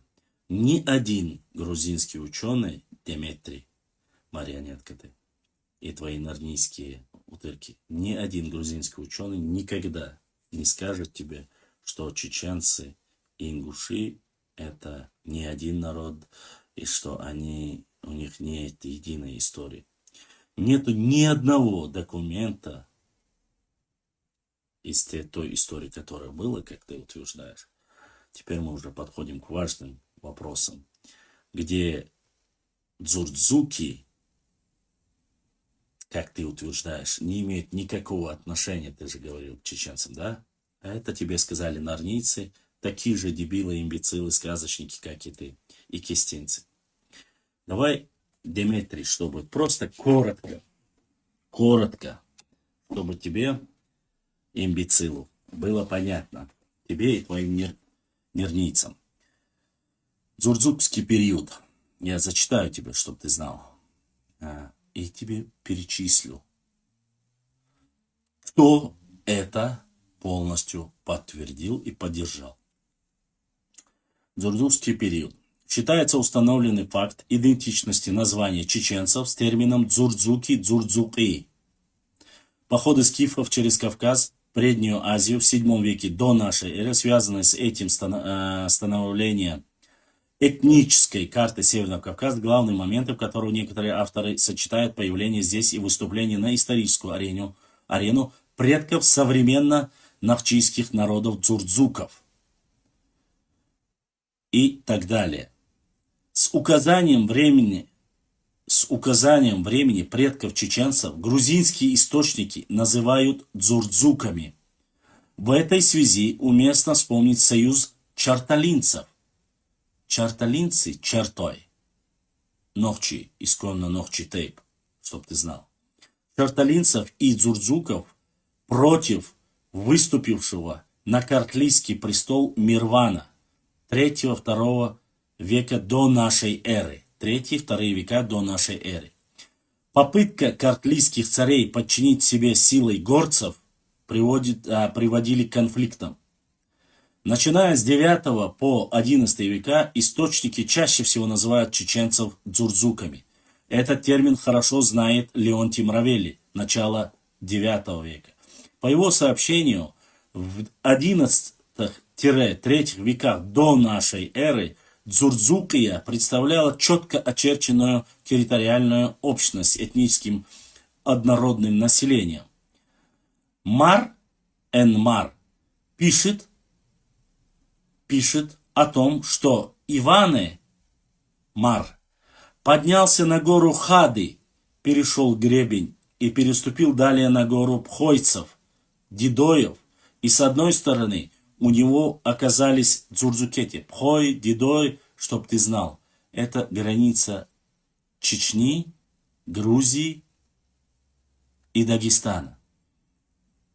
Никакого отношения и рядом не находится Ингушетия. Это самая юго-восточная сторона нашей Родины. Я тебе зачитываю источники грузинские. Дзурдзуки. С одной стороны у него оказалась Дзурдзукия, с другой Дидой, то есть дидойцы. Вы знаете о дидойцах, да? И пхойцы. Пхойцев вы тоже знаете. Подчеркнули роль дзурдзуков на Кавказе на определенном историческом этапе. В источниках встречается упоминание о том, что над сыновьями Кавказа был владыкой Дурдзук, сын Тирита, Дурдзук же, что был самым знаменитым среди сынов Кавказа, ушел и расположился в горной теснине, который дал имя свое Дзурдзукети. Здесь немного осталось. О доминирующей роли одного этноса среди остальных родственных племен на определенном историческом этапе. В данном случае особо следует подчеркнуть родственные отношения картвельских и нахчийских племен в историческом прошлом. Без учета этого факта этническая карта древнего Кавказа будет неполноценной. Доказательство родства этнонимов Дзурдзук и Дзандквай, Дзурдквай – это чеченские тейпы, которые до сих пор сохранились в учебниках, документах, а Дзандквай является одним из больших чеченских тейпов, чтоб ты знал. Ну, мало ли ты. Дальше посмотрим. Доказательство Дзурдской Дзандак и Ари нами уже констатировано в специальной научной работе и в 3 главе данного исследования. Вместе с тем, наряду с вышеупомянутыми источниками, касающимися нахчийских племен, в письменных источниках встречаются иные названия нахчийских племен. Цупани, Цоу, Туска и так далее и тому подобное. Это ладно, оставим. Резюмируя вышесказанное, считаем необходимым обратить особое внимание на эпохальную последовательность упоминания нахчийских племен в письменных источниках с 3 по 1 тысячелетие до нашей эры. А теперь, Деметрий и твои подхалимы, нарнийские утырки. Эта книга, чтобы вы знали, рецензенты, то есть кто прочитал, ознакомился, дополнил и полностью подтвердил. Этнический грузин, доктор исторических наук, академик Георгий Меликашвили. Или Георгадзе, или Георгий, я не знаю.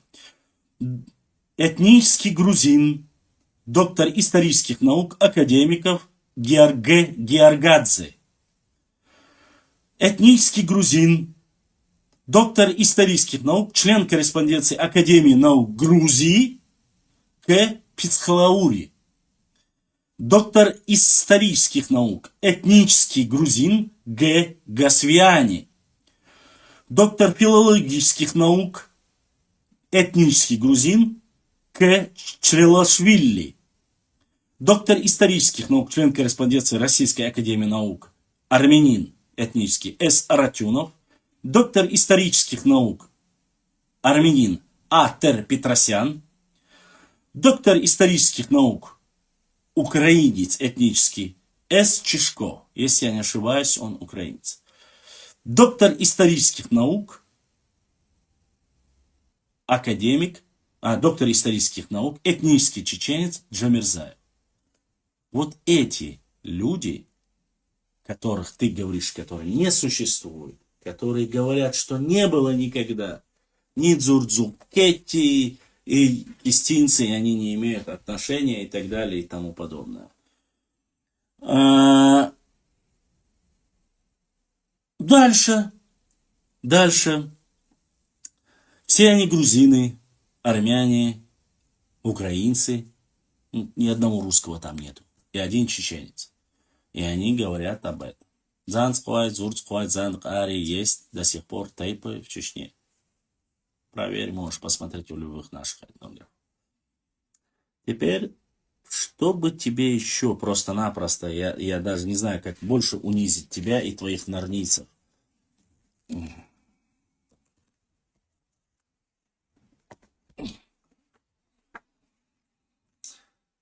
И зачитывать...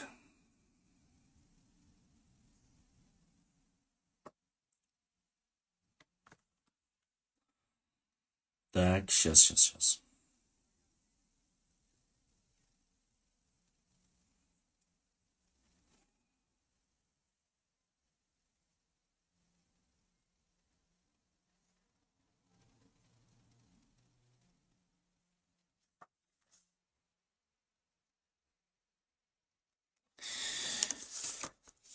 Зачитываю. Текст, глава 1, чтобы было понятно.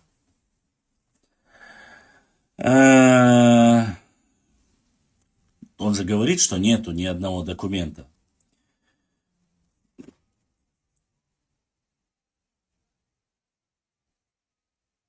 Видный на тот период французский-русский кавказовед А.П. Берже.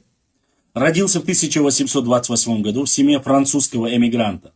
Он получил прекрасное образование, исключившее знание восточных языков, включающее знание восточных языков. И в 1852 году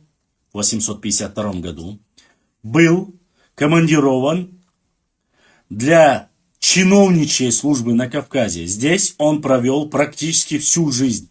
Умер в 1886 году.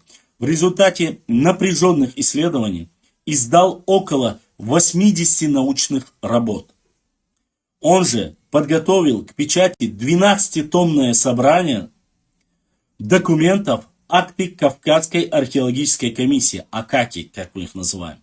Ценнейший источник по истории всех народов Кавказа. Дальше я тебя ознакомил коротко, но поскольку ты безграмотный, ты и твои нервницы, я хочу ознакомить. И здесь написано: географическое, ты же говоришь, что нету такого. Географическое, топографическое описание Чечни, не чеченцев, как ты оскорблял Аслан, Чечни.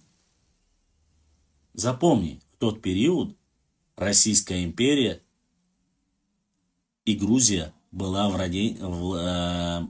владением Российской империи. Не нужно здесь пафосных этого дерьмомёнства своего, которое якобы мы в то время, вы в то время. Я тебе сейчас ознакомлю. Дальше.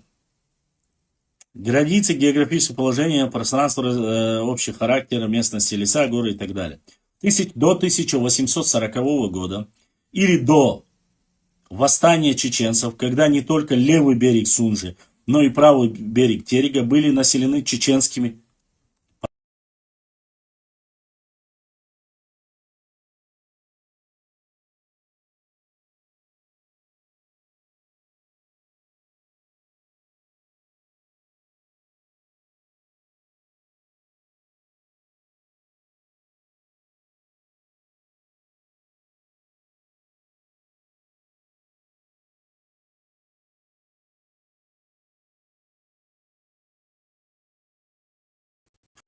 Под именем Чечни,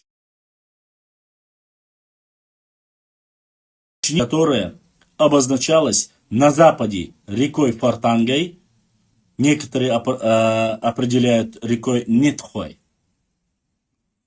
до Ачхоевского укрепления, а отсюда прямой чертою в Казахкичу и далее станица Стадеревская.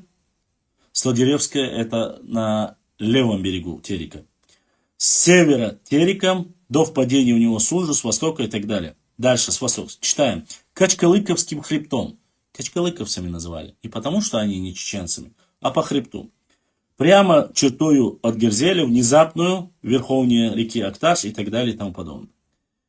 Географическое расположение не важно. Я хочу просто, чтобы было понятно.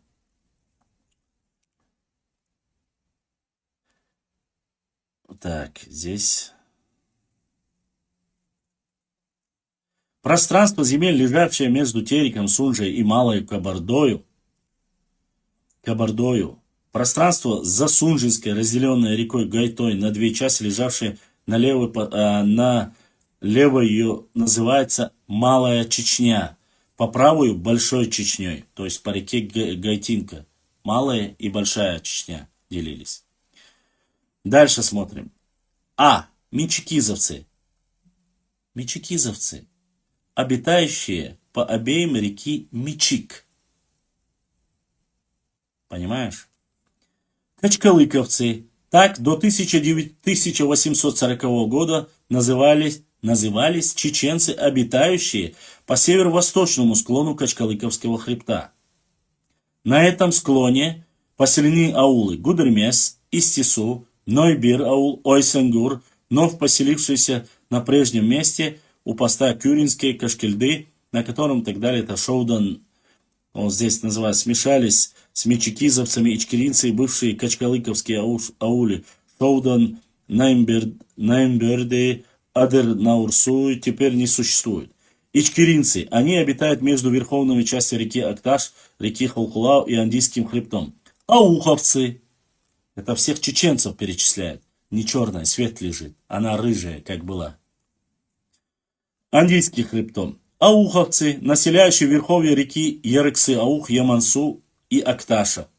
С покорением в 1859 году Чечни она получила следующее административное деление. Округ Ичкеринский, в который вошли Ичкерия, Гумбет, Андия, Технацул. Округ Аргунский, в который земли, в который вошли общие, смотрите, общества Акинское, Шатойское, Чантийское, включая Шаройское, Щекороевское и других мелких обществ, лежащих в верховьях Аргуны. Чеберлоевское, Чемальское, участок Ауховский,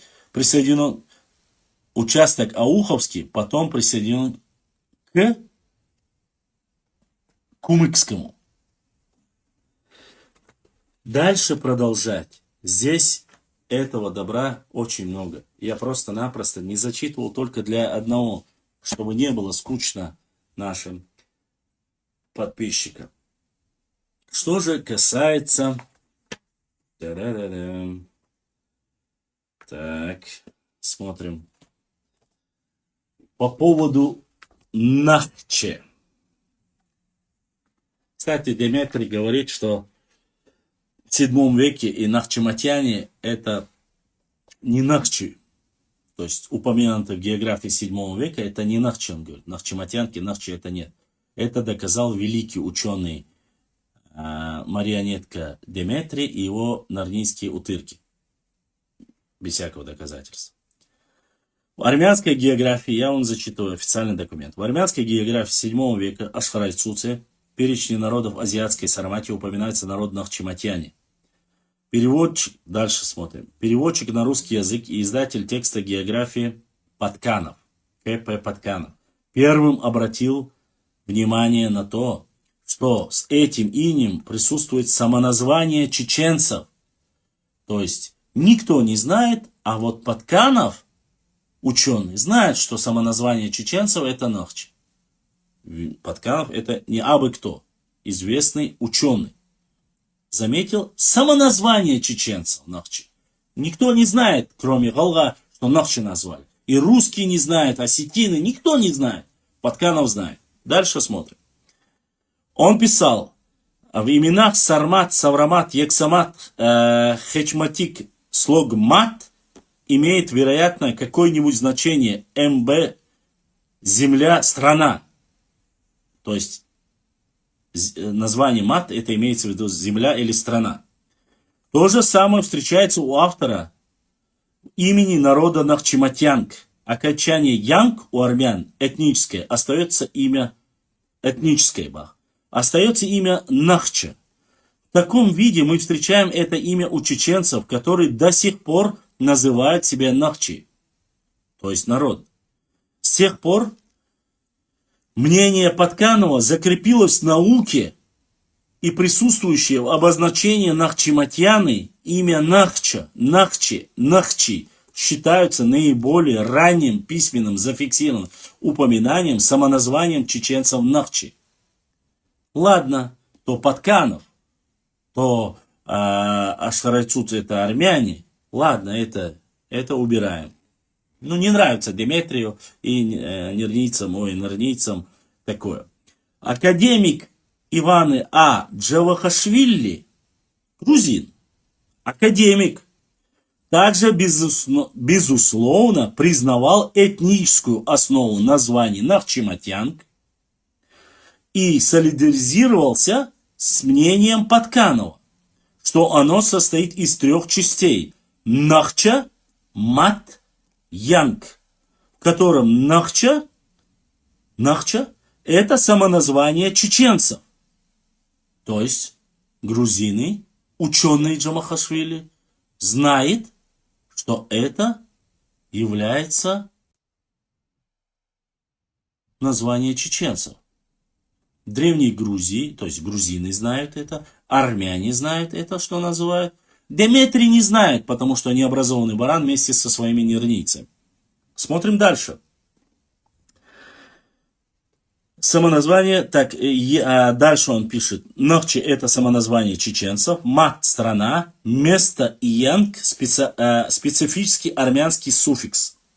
Добавим, что академик Эньямар, насколько я знаю, он тоже грузинского происхождения, также считал, что название Нахчиматьянг, то есть еще один академик, профессор считает, образовалось на основе самоназвания чеченцев Нахчи. Правда, Мар полагал, что второй компонент, это название мат, является чеченским термином мат, то есть язык.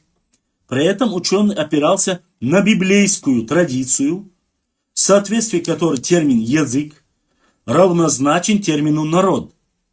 Исследователи, к сожалению, до сих пор воспроизводят в своих трудах это неверное толкование, игнорируя тот факт, что в чеченском языке слово «мат» означает «место», «мет». И в Чечне обнаружится множество топонимов, в которых присутствует это слово в отмеченном значении. Дальше смотрим. Историк Г.А. Ласкин, комментируя данные армянской географии VII века, еще в конце XIX века так писал о названии Нахчиматьяны. Откинув армянскую прибавку, получаем имя Нахчи, которым себя до сих пор называют чеченцы, и которое на их языке значит народ. Таким образом, каждому ученому, который обращался к Ашхарайцуцу, было вполне очевидно, что в основе названия Нахчиматьянка лежит самоназвание чеченцев Нахчи. В наше время самоназвание чеченцев звучит Нохчи, единственном, и Нохчи в множественном. Однако, эта форма написания стала утверждаться лишь в первой трети 20-го столетия, когда унифицировался чеченский литературный язык. А до этого в описаниях чеченцев почти безраздельно господствовала форма Нахче, который, по мнению профессора Дешириева, является первичной, древнейшей. Причем эта форма сохранилась до сих пор в некоторых диалектах чеченского языка. Мы это, кстати, тоже обсуждали с вами в эфире. Сохранилась до сих пор в диалектах чеченского языка. А форму Нохчи закрепляется в современном чеченском литературном, считал более поздней, вторичной. Историк Руслан Арсунакаев подтверждает мнение. Он пишет, сегодня форма Нахчо сохранилась только в диалектах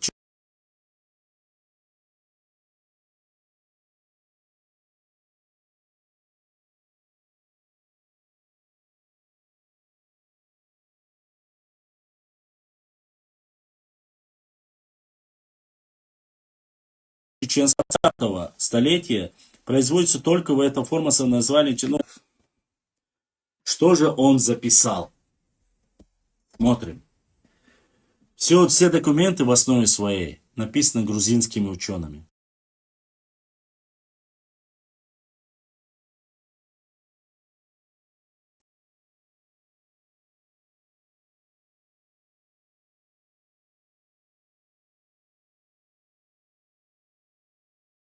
Который с уважением по этому больному шизофренику марионетки нарнийских утырков.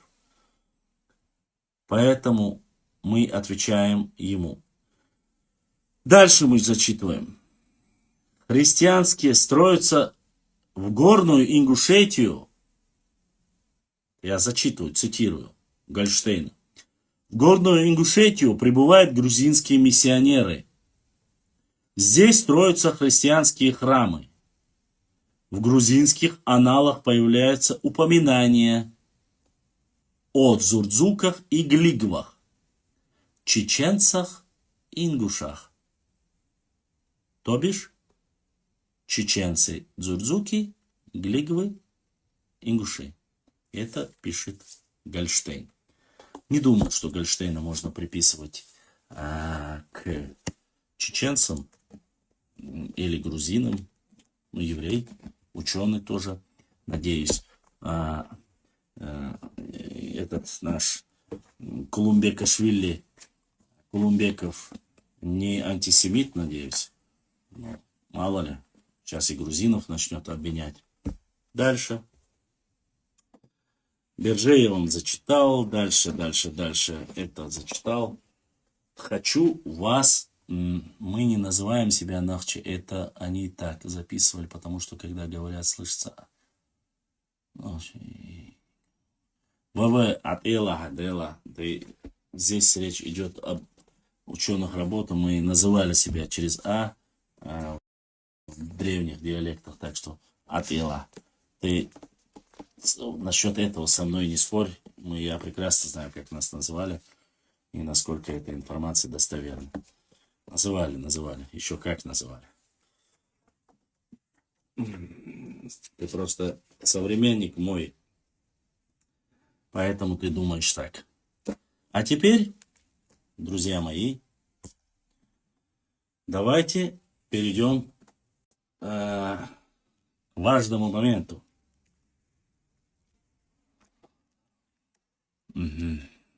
Надо сейчас отсоединить, повернуть вниз.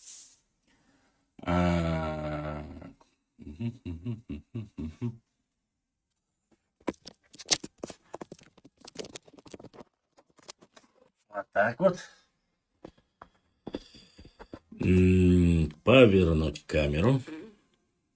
Ну что ж, друзья мои. Что же написано здесь для специального барашки Деметрии? Карта российских владений Кавказом в 1836. Кстати, она и может географически, не географически. Думаю, здесь о картах Деметрий не будет сильно уеживаться, поскольку смотрим. Деметрий. Да, видишь?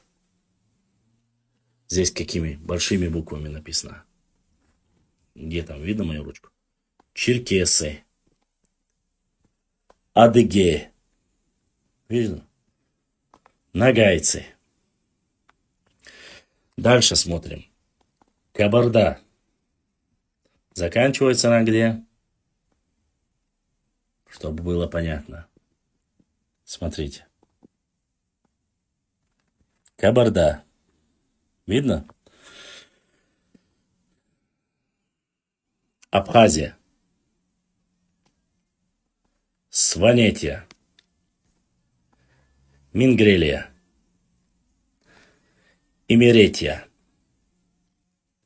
Гурия. Картлия. Осетия. Кахетия. Видите, здесь Кахетия, здесь Картлия, здесь написано Лезгины. Лезгины, чтобы было понятно, не Дагестан, Лезгины. Кубинская провинция. К этому периоду, кстати, и лезгины, и чеченцы еще не были завоеваны. Война заканчивается в 1859 году. И написано чеченцы.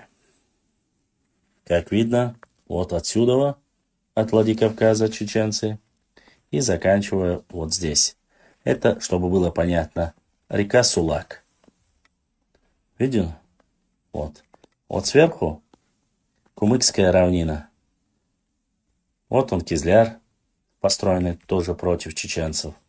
Вот он Моздок, построенный против чеченцев. Вот он Владикавказ, на тот период построенный. А вот посередине это чеченцы. Видно? И точно так же, как и чеченцы были лезгины. То есть, получается, у тебя не существовало чеченцев, Чечни, и не существовало Дагестана. Чеченцы, лезгины написано. А здесь кабардинцы.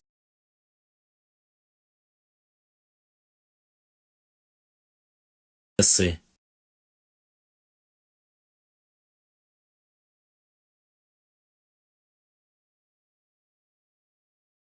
Не Черкесия, Адыге.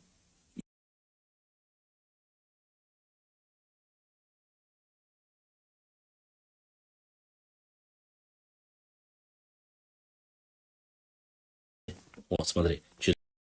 Здесь Карабахская, и здесь она указана. Карта российских владений. Не нужно выеживаться, не нужно выпячиваться. Чтобы было понятно. Нет. Вот. Владикавказ. Видно всем, да? Владикавказ. И вот, который ты говоришь, не существовало, вот, Деметрий, специально тебе показываю. Укрепление Назрань, где потом, как ты видишь, это крепостью стало. Владикавказ крепостью стало. Все видно? Лезгины были названы. Ну, поскольку лезгины являются автохтонным народом в основном, но называли всех там дагестанцев в тот период вполне возможно. Так что это только одна карта. Я таких карт могу показать тебе, знаешь, сколько?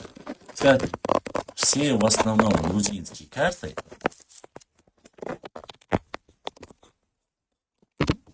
все в основном грузинские карты, которые мне прислали мои друзья, коллеги, грузины, на них везде указано, ты у меня на канале можешь найти, где указаны дзурзуки, посмотри, где находятся дидойцы. Я здесь жалко, что мне не позволяет здесь телефон, но ничего. Я тебе обязательно обещаю, что мы сделаем отдельный материал. Кажется, у меня вернулась функция. Подождите. Ой, как хорошо. Ой, как хорошо. Собрал. Ой, как хорошо. Теперь я могу снова в эфире показывать. Собор делаешь. Карты могу показывать. Документы могу показывать. Ой, как хорошо. А что у нас тут такое?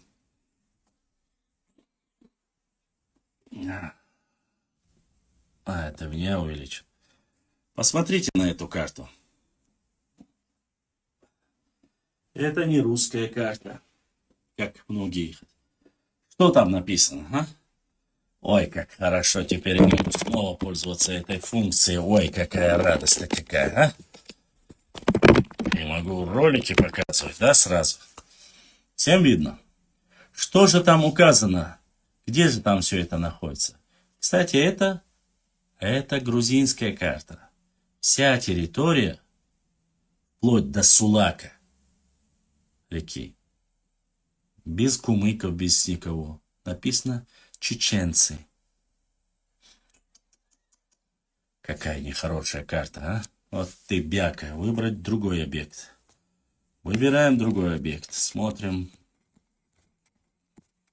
Так, смотрим.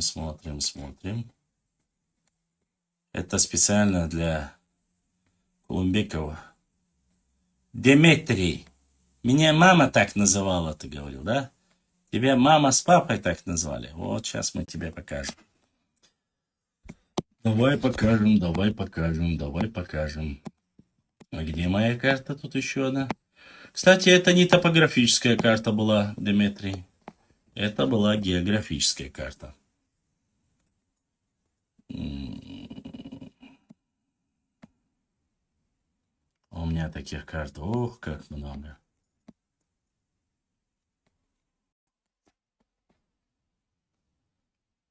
О, какая карта. Кавказ, 16.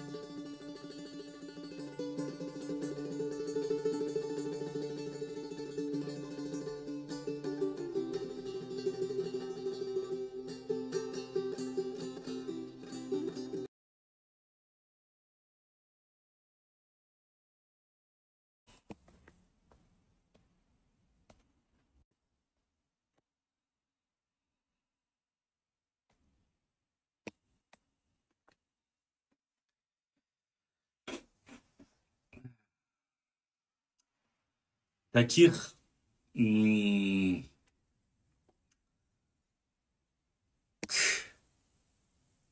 карт у меня очень много. Но благо вот эта фишка вернулась сейчас. По картам,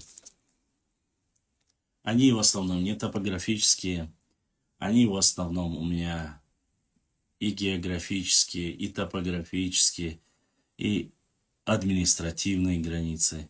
Все это есть. Не удивляйся, Дмитрий, ни ты, ни тебе подобные. Дело в том, что эта карта не фейковая. Это карты настоящие, ничего чеченские предания.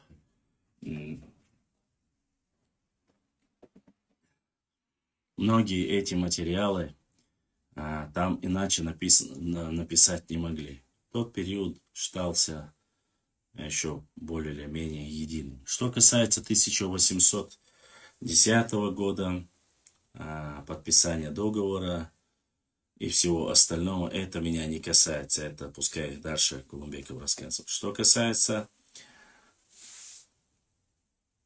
административной единицы, может быть, Дмитрий, тебе до конца, иногда тебе, Артему, там, Плата, на уши вешают, вам выдают программу, брошюрку, как вы любите говорить. И вы катите бочку, не зная, не знаю, Артем вроде бы перестал, говорили, но сейчас опять вроде говорят, начал, не знаю. Рассказывают вот эту всякую лабуду. До 1860 года не существовало административного устройства вообще никогда. И не было их. Что касается остального момента, упоминания. Кстати, впервые Глигу, как ты говоришь, упоминание вообще внес в Ахушти Багратионе. Ты в атласные карты внес. Чтобы тебе было понятно. По крайней мере, все ученые так говорят. Так написано. Можешь посмотреть, прочитать, что именно его творчеством является то, что он внес. Что касается карт, их очень много. И административных карт. Я их публикую. Кстати, в грузинских картах в основном везде написано Чечня, чеченцы. И тут ничего такого нет. Грузины сейчас, дабы не обидеть, многие грузины начали писать карты, воссоздавать карты, когда пишут в войнах кланс. Но никаких войнах клансов не было и никогда не существовало никаких клансов в войнах. Были общества, тут не поспоришь, они есть и сейчас существуют. Кто-то объединился в единый народ, кто-то нет. Возможно, такие люди сегодня мы не акцентируем внимание, это поскольку в любом случае исторический экскурс и история нашего народа, и взаимоотношения с грузинами, и географическое, и остальное. Я хотел бы сказать так, что любое государство до его создания, оно является разрозненными, какие-то княжества, какие-то народы, разные народы, потом объединяются, и один более доминирующий, сильный, делает или общее название, или устраивает, становится царем и так далее и тому подобное. Кстати, я просто не стал зачитывать грузинскую историю. Я ознакомился с материалами, читал, видел, как они были под нашествием, сколько лет были. Ты сказал, что только монголы после якобы каких-то монголов выкинули. Один из царей грузинских. Больше никто. Это тоже ложь. Это неправда. Тамерлан делал нападение, сжигал. Причем Тамерлан намного яростнее сжигал Грузию и немалую ее часть. Войска Тамерлана были более боеспособные, потому что первый раз, когда столкнулась монгольская армия с Грузией, она еще не могла воевать в высокогорье. Кстати, это ваши грузинские ученые пишут.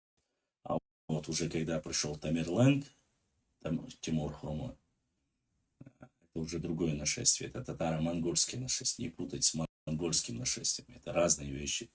Не надо путать Гоголя с Гегелем. Я понимаю, что ты и твои нерницы это поджигает быков, там привязывают к хвосту, запускают и прогоняют Чингисхана и его войск.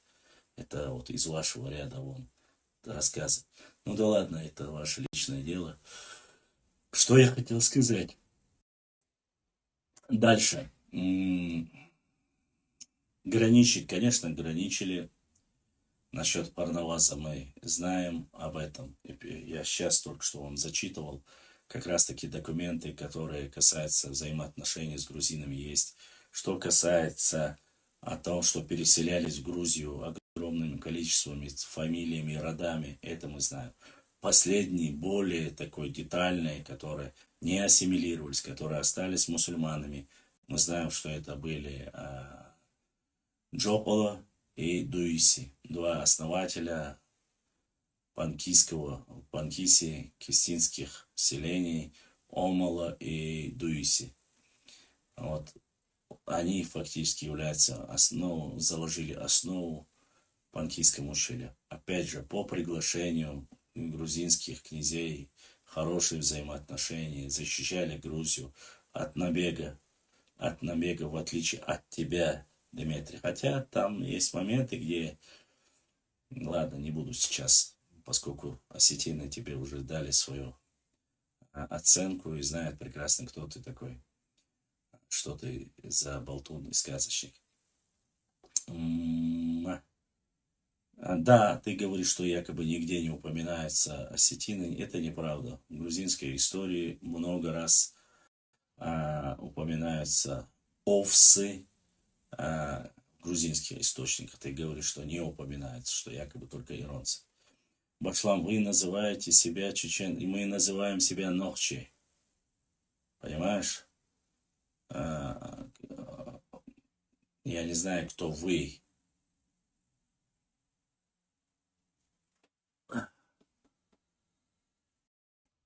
Вы называете себя чеченцами, на картах обозначены как Чечня, Ичкерия. Переводится ли слово чечен, Чечня, с чеченского языка, и что оно обозначает?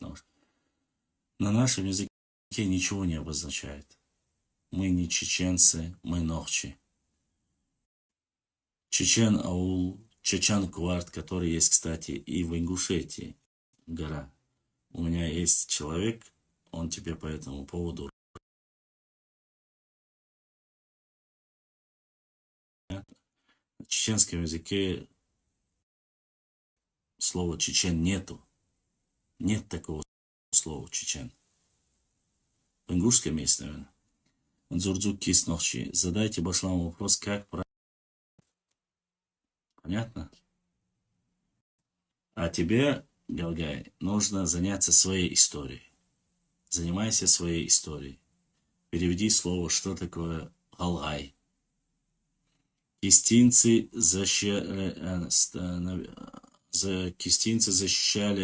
от набегов дагестанцев, леки, воровали грузинских детей, продавали Иран. Дагестанские воры детей.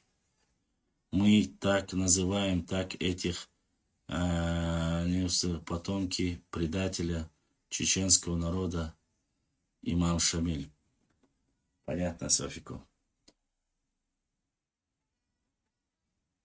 Не, он просто баран. Не обращай внимания. Парнаваз. Правильно, Софику. Молодец, сестра. Гамарджоба, красавица. Так и называем. Парнаваз. Не фарнаваз. Парнаваз. Софику чистокровная грузинка, чтобы не было никаких предвзятых отношений к ней. Так что думаю... А что такое Галгай? Это надо у него спросить, я не знаю. Башлам, почему народы Дагестана в истории знают ингушей как Галгай? Кто знает? Кто? Кто знает? Вот ты говоришь, знает. Кто знает? Сейчас знает. Но в истории нигде нету ни одного. Ну возьми хоть одну книгу, где это написано? Где? Какой дагестанский ученый того периода, хотя того периода нету. Даже во время имама Шамиля. Потому что Галгай был тейп, один из ингушских. У Мусы Зурабова спроси. Сначала был тейп Галгай, в который входит 3 общества. Я не хочу обсуждать с тобой твою историю. Это не мое дело. Не знает никто. Никто не знает, чувак. Никто. Ты сейчас, вы себе вот это на уши навешали лапшу и называете это. Ичкерия это всего лишь область первых 9 тейпов, которые спустились по речке Искяк. Понимаешь? Я не буду читать твой вопрос. Сейчас не викторина «Угадай мелодию», или я должен отвечать на твои вопросы. Заходи, показывай свое личико, Гюльчатай, и мы с тобой обсудим. Но мне не интересна твоя история. Честно, не интересно. Мне интересна моя история. И мы сейчас говорим о взаимоотношениях грузин и чеченцев. Чтобы было понятно. Вот. И мы возвращаемся. Я надеюсь, я уверен, что нернийцы донесут. Если Дмитрий Колумбеков, псевдогрузин, который на самом деле является осетином, ты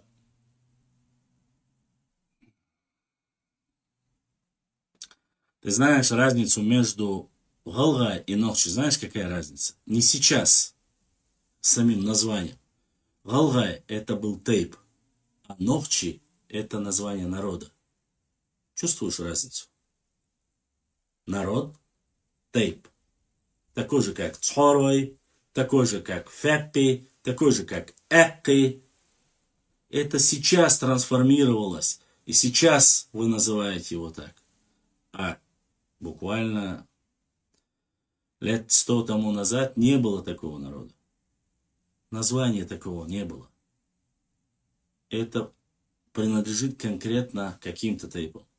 Это, допустим, если бы я назвал не Нохчичуя, а если бы я сказал Эшбатучуя, или Чертойчуя, или Нашпайчуя.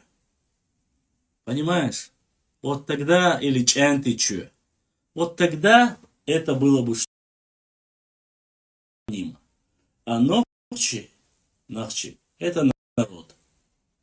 Галгай в тот период был тейпом. Это не я говорю, это ваш Муса Зурабов говорит. И многие другие ученые говорят. Да, Казамавало, освободился. Сохранится дни пеши.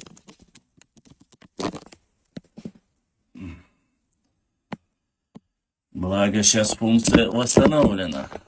Заболел. Ё-моё, только материал. Дольше, да, архивный документ? Дольше, да? Да, говорит, просто. Столько этого всего добра.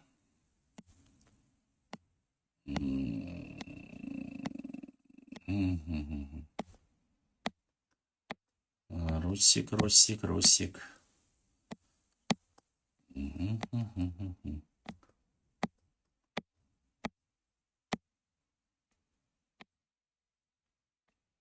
Сочинить себе, конечно, можно все что угодно. Эксагов, Алерий. Вот он же... Они совмещаются, и вот тогда образуется знак, который вы видите в стенах башней, символических башней, не боевых башней. Боевых башней у Ингушей нет и не было никогда. Это отдельная тема. Это строго символические башни. Высотные башни, которые вы ошибочно называете Воу, которые на самом деле называются Хоу, это символические башни. Эти в стенах помещаются и в храме Дели вы видите в стенах башней, символических башней, не боевых башней. Боевых башней у Ингушей нет и не было никогда. Это отдельная тема. Это строго символические башни. Высотные башни, которые вы ошибочно называете ГОУ, которые на самом деле называются ГОУ, это символические башни. Эти в стенах помещаются, и в храме дали знак, который вы видите в стенах башней, символических башней, не боевых башней. Боевых башней у Ингушей нет и не было никогда. Это отдельная тема. Это строго символические башни.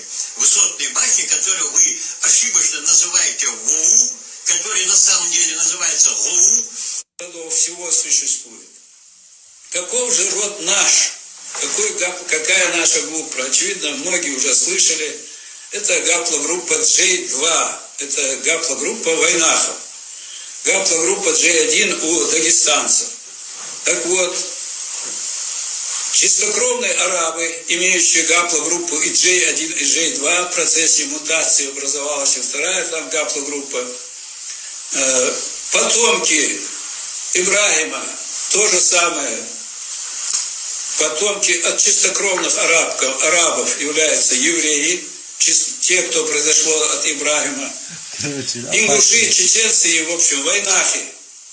И народы Дагестана являются ближайшими родственниками по происхождению.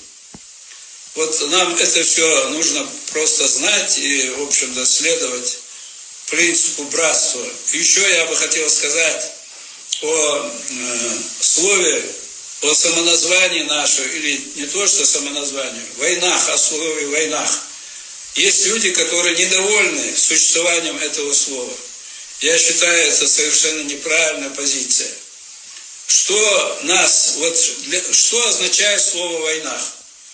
Если нужно перечислять, допустим, чеченцы, ингуши, оашхои, мелхи, бацбийцы и так далее, это занимает большое время. Если мы говорим слово «войнах», вот я говорю это слово, чтобы объединить всех, не перечислять. Под словом «войнах» я понимаю вот всех тех, которые я назвал, эти народы сегодня существующие. А кому это не нравится, это поступает не по исламу. Мы должны крепить братство наше, мы должны быть настоящими, реальными братьями. Не надо возмущаться, почему ингуши сделали свою республику. Я бы сделал так. Из каждого чеченского района я сделал бы республику. Вот что изменилось в жизни ингушей после того, как... Вот таким образом закончилась судьба Горской республики, созданной в январе 1921 года. И таким же образом мы видим, что образовалась Ингушская автономная область и образовался Сунжинский округ на землях ингушского народа. Этот округ образовался на тех землях, с которыми мы, Ингушетия, Назрановский округ, вошел в Горскую республику. Осужденный на вечный застой, лишенный средств жизни, при неимоверных трудах они заявили мне просьбу о согласии выселиться на плоскость. Чтобы не ущемлять интересы ингушского населения, правительство решило выселить ингушей на плоскость на бывшие земли войнавского общества Карабулака, высланных ранее в Турцию. Их поселили в Асимском ущелье и в местности Алгун, в местности Бартабос, Ягерко, с площади 1182 десятины земли. Вот таким образом закончилась судьба Горской республики, созданной в январе 1921 года. И таким же образом мы видим, что образовалась Ингушская автономная область и образовался Сунжинский округ на землях ингушского народа. Этот округ образовался на тех землях, с которыми мы, Ингушетия, Назрановский округ, вошел в Горскую республику. Осужденный на вечный застой, лишенный средств жизни, при неимоверных трудах они заявили мне просьбу о согласии выселиться на плоскость. Чтобы не ущемлять интересы ингушского населения, правительство решило выселить ингушей на плоскость на бывшие земли войнавского общества Карабулака, высланных ранее в Турцию.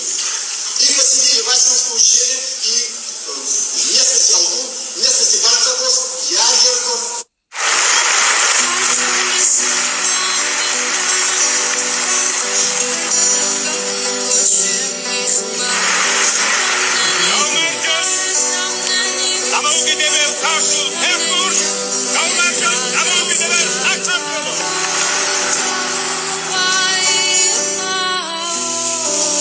მოღვაწეებს ჩემი ქვეყნის აღორძინებისა და გაძლიერებისათვის. დავიცავ მის დამოუკიდებლობას და ტერიტორიულ მთლიანობას. განუხრელად განვახორციელებ საქართველოს რესპუბლიკის კონსტიტუციასა და კანონებს. დავიცავ ადამიანის უფლებებს. ერთი იყოს ჩემი შემთე.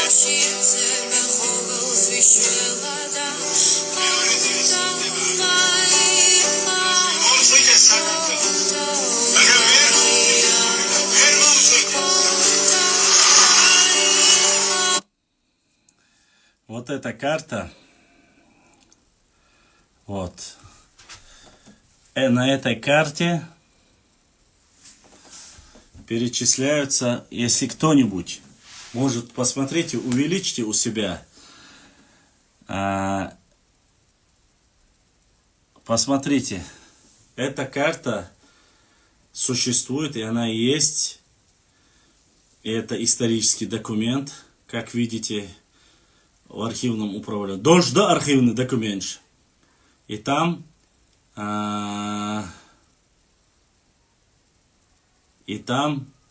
в этом документе указаны перечисления. Народ Нахче написано на этой карте. И перечисляет общество.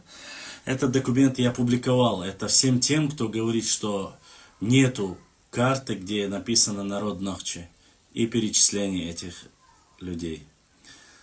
Точнее, обществ, которые проживали. Карабулаков выслали отборные чеченцы с Ермолом. Ну, для начала, Галгай, ты то, что зашел, ты нарнеец наш лицемерный. Смотри, выслали их не Ермолов. Ты немножко туповат, наверное, не знаешь об этом, да? Ермолова в тот период даже не было. Ты настолько вот ваша твоя необразованность просто-напросто настолько зашкаливает, что ты не знаешь, что в период 1865 года Ермолова нет вообще здесь, на Кавказе. Это показывает твое образование и всех нарнийцев, которые есть. Понимаете? В этом проблема. Звиат Гамсахурдия был похоронен в городе Грозном, Нохчичуе. Потом его эксгумировали и отвезли домой в Грузию и там похоронили. Вот. ДСД. А ты, Алай, лишний раз опозорился и опустился. Если ты хотел сказать о милиции ермоловской, которые были приняты, чтобы ты знал, в тот период ты и твои предки давно служили ему. В царской России. Ну, поскольку 1810 и период Ермолова, ну, я тебе не хочу сейчас это, как говорится, доводить. Ну, я тебе показал твою... Селения Карабулацкие не нападали чеченцы с Ермоловым. Ой, ты только что писал о нападениях, да? Ты писал о выселении. Что касается нападения, я могу тебе показать столько документов, где вы тоже нападали на Карабулаков. Это общество. Ну, это общество, уарское общество. Нападали на Акинское общество, на Цоринское общество, на другие, Терлоевское общество. Кто нападал на Терлоевское общество? Кто показал, где находятся башни? Кто указал, кто был проводником? Есть документы, есть ордена. Не надо. Айделда и ад. Здесь мы говорили о другой истории. Вот вы зашли, позоритесь и себя опускаете лишний раз. Вот зачем? Вот зачем опускаться и позориться? Я не знаю. Я хотел показать другой ролик Мусы. там, где он говорит, ну, видать, у меня, я сейчас не, там очень много разных роликов, я не могу, как бы, все это. Да оставь ты вот эти свои, сперва нападали, потом выселяли, не позорься. Ну, что за позорная лабуда? Вот. Что касается Грузии, что касается Осетии, Абхазии, все эти периоды, и внутренние, и внешние проблемы есть. Я знаю, что есть осетины, которые проживают в Грузии. Я знаю, что есть осетины, которые проживают в Южной Осетии, Северной Осетии. Я знаю, что есть осетины-мусульмане, которые уехали мухаджирами, живут в Турции, живут в Сирии, в Иордании. Есть и такие осетины. Осетины тоже разные. Осетины мусульмане наши братья по вере. Осетины и христиане наши соседи. Вот. Какие у них взаимоотношения, были ли они пришлые, они не пришлые, они. Ну, Деметрий указывает, что чеченские общества, что это не народ, что это вот так вот, расщипанные, не единый народ. Когда он говорит осетины, мы же не делим осетин, кударцы, дигорцы, иронцы. Это все осетины, правильно? Это единый народ. Правильно, так ведь? Мигрелы, сваны и так далее, пшавы, хевсуры, все, он говорит, что кахетинцы, что это все Грузия. Ладно, согласны. Но когда перечисляют чеченцев, ичкеринцев, мичекизовцев, ну, его понимание, кроме кистинцев, дзурзуков, заметьте, он не хочет эти два термина использовать, потому что они древние. Потому что грузины называли кистинцами чеченцев, и грузины называли дзурзуками чеченцев. Но заметьте, в отличие от Деметрия и нарнийцев, я не говорил, что кистинцы это только чисто чеченцы. И не говорил, что дзурзуки это чисто чеченцы. Я зачитывал факты. Я знаю, что дзурзуки и кисты под этим названием был единый народ. Вот. И Нохчи, и Гала были едины. Это мы знаем, что до 17 века, до того, как подошли, отделились 1860, 810, 1770, все были одним единым народом. Но так потом получилось, что часть отделилась, часть осталась. Но упрекать Дмитрию, говоря за грузинов, хотя он сам осетин, говорить о том, что нету ни одного чеченца, или говорить, что не воевали, что крепости не это строили, не то. Народ, новший народ был и до того, как прошли российские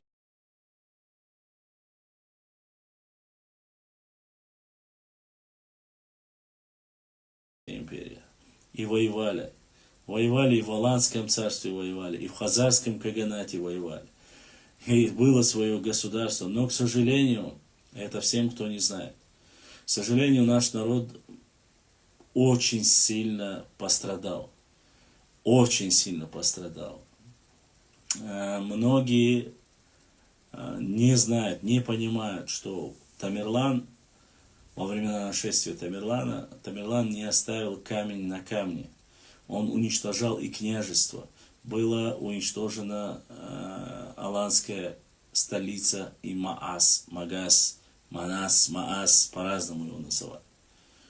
Утеряно там, утеряно во время войны, начинается с нашествия, монгольского нашествия, когда было уничтожено государство Семсим, с нашествия Тамерлана, во время уничтожения непосредственно депортации, непосредственно после все, какие были исторические памятники, все, что можно было, в основе своей уничтожено. Да, еще Деметрий рассказывает сказки и говорит, что якобы у грузинов хватило совести, говорит, вернуть чеченцам, говорит, земли сразу после того, как они вернулись. Но для начала, Деметрий, земли вернули не когда Сталин был жив. Ты это говоришь при Сталине. Сталин умер в 1953 году. Через 3 года, фактически 4 года, в 1957 чеченцев вернули. И после возвращения грузины то, что вернули. а не во время, когда Сталин был живой. Не надо рассказывать сказки. Да, мы знаем, что есть моменты, где говорится, что грузины оставляли скот и так далее. Но такие же жесты делали и евреи, которые проживали в Грозном.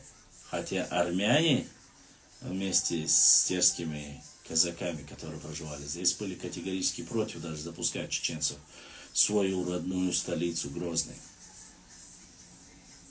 От того, что ты приходишь, завоевав территорию, строишь там город, уничтожив бывшие поселения, это не обозначает, что этот город принадлежит другим.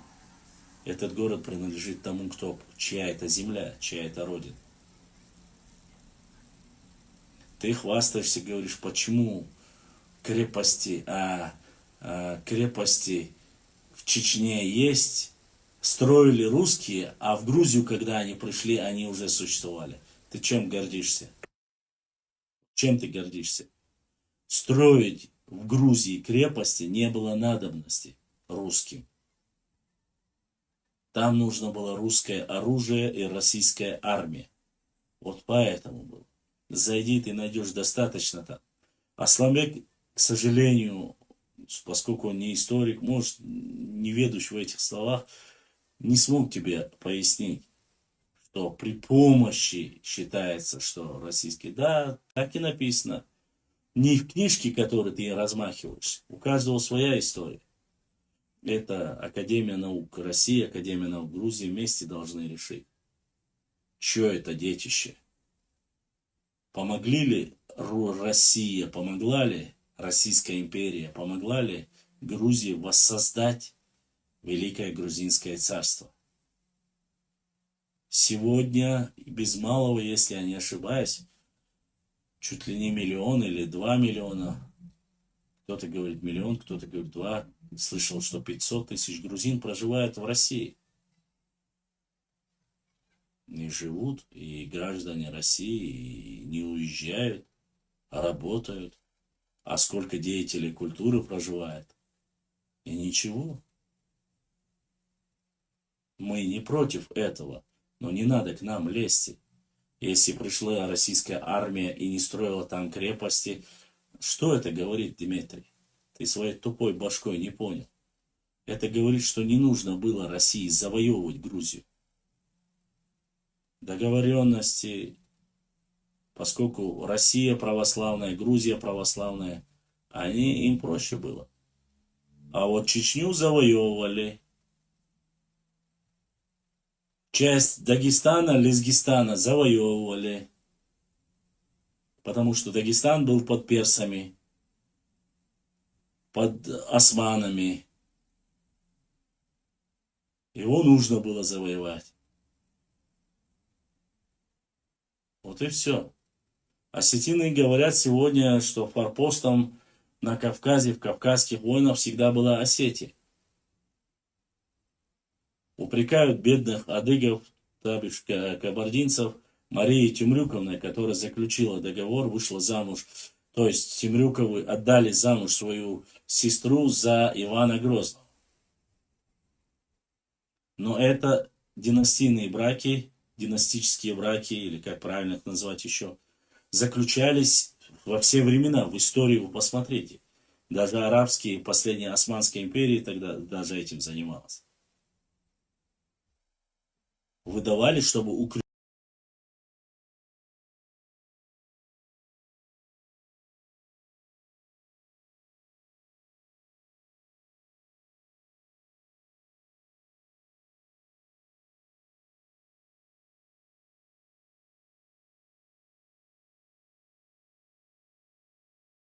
свой род, укрепить свои силы, финансы, расширить свои земли.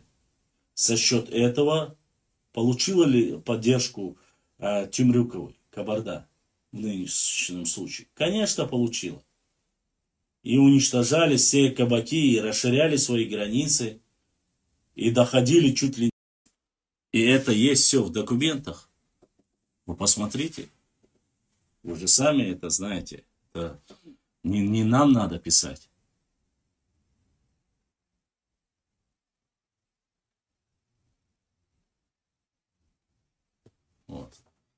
Поэтому они сделали все, что могли, воспользовались. А что?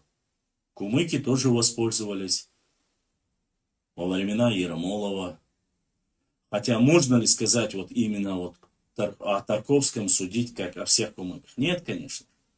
Шамхал Тарковский укреплял свою власть, делал то, что ему выгодно.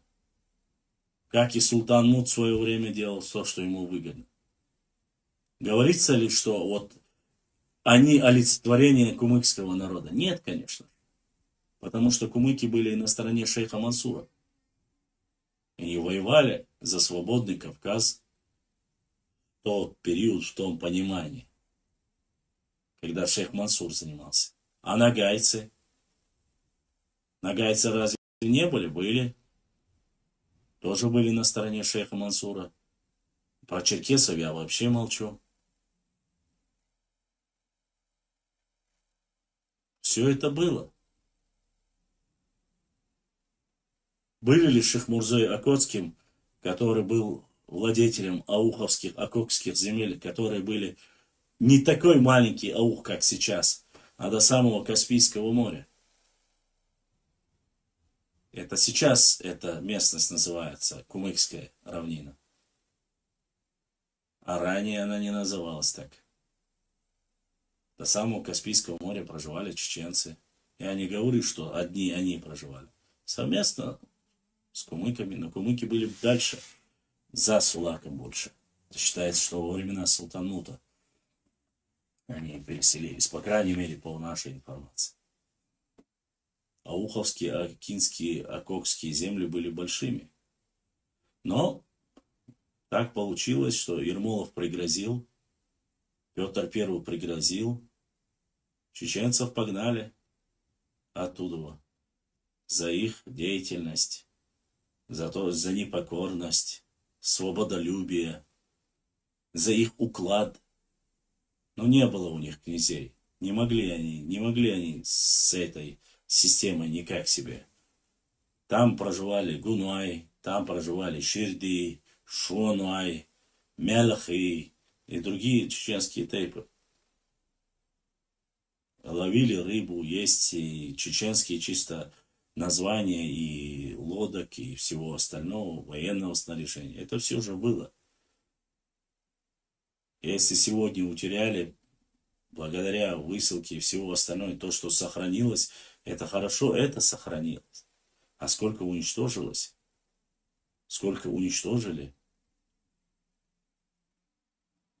Благо, если у кого-то башенные комплексы сохранились из-за того, что они мало воевали или были не на той стороне, у нас совсем другая ситуация. 19 лет с имамом Шамилем. До этого Бейбулат Таймиев. До этого шейх Мансур. После имама Шамиля Байсангур. Алдам Гези.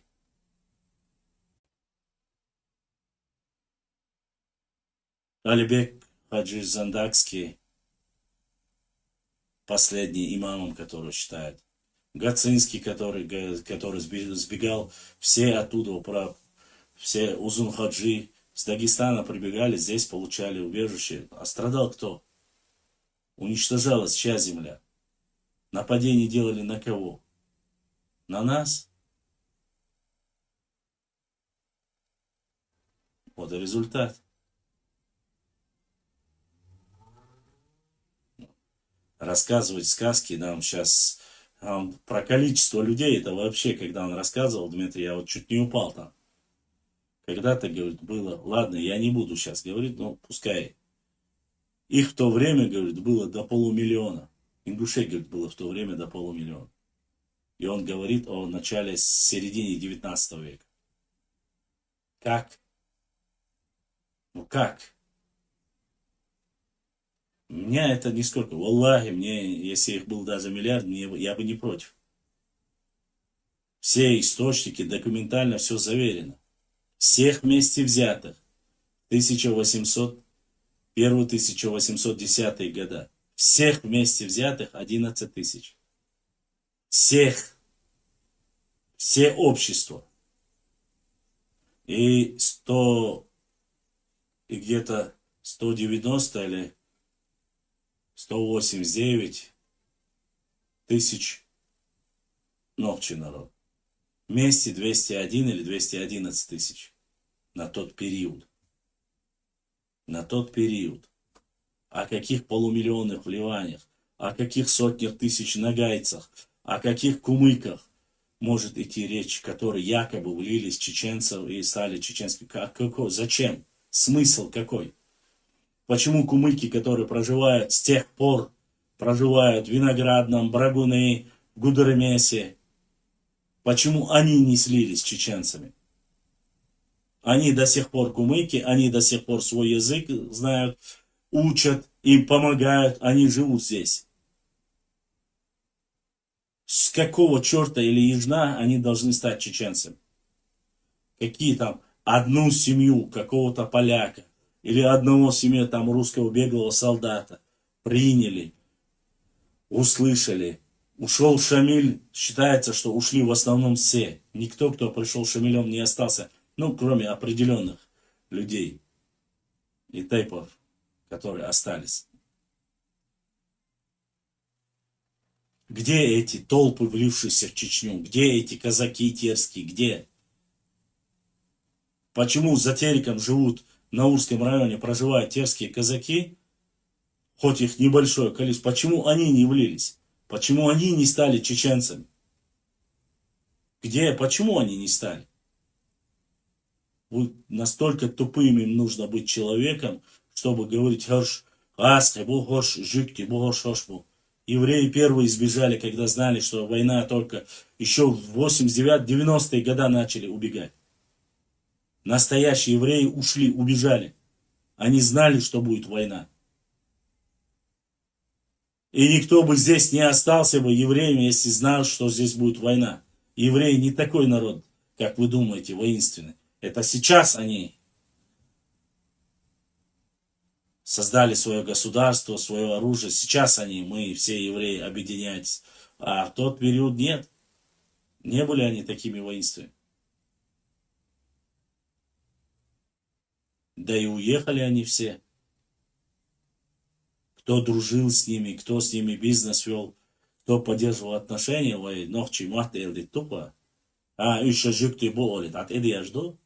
потому что они дружат. Но если я дружу с евреями, это не обозначает, что я еврей. Или если я дружу с папуасом, не значит, что я папуас. Рассказывают всякую ерунду, оскорбляют наш народ. И причем иногда авторами вот этого всего свора являемся мы сами. Какие нагайцы, как проживали 2-3 села за Тереком. Вы посмотрите, это монголоидная раса.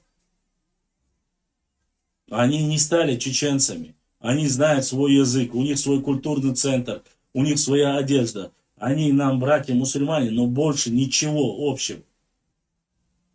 Ноги,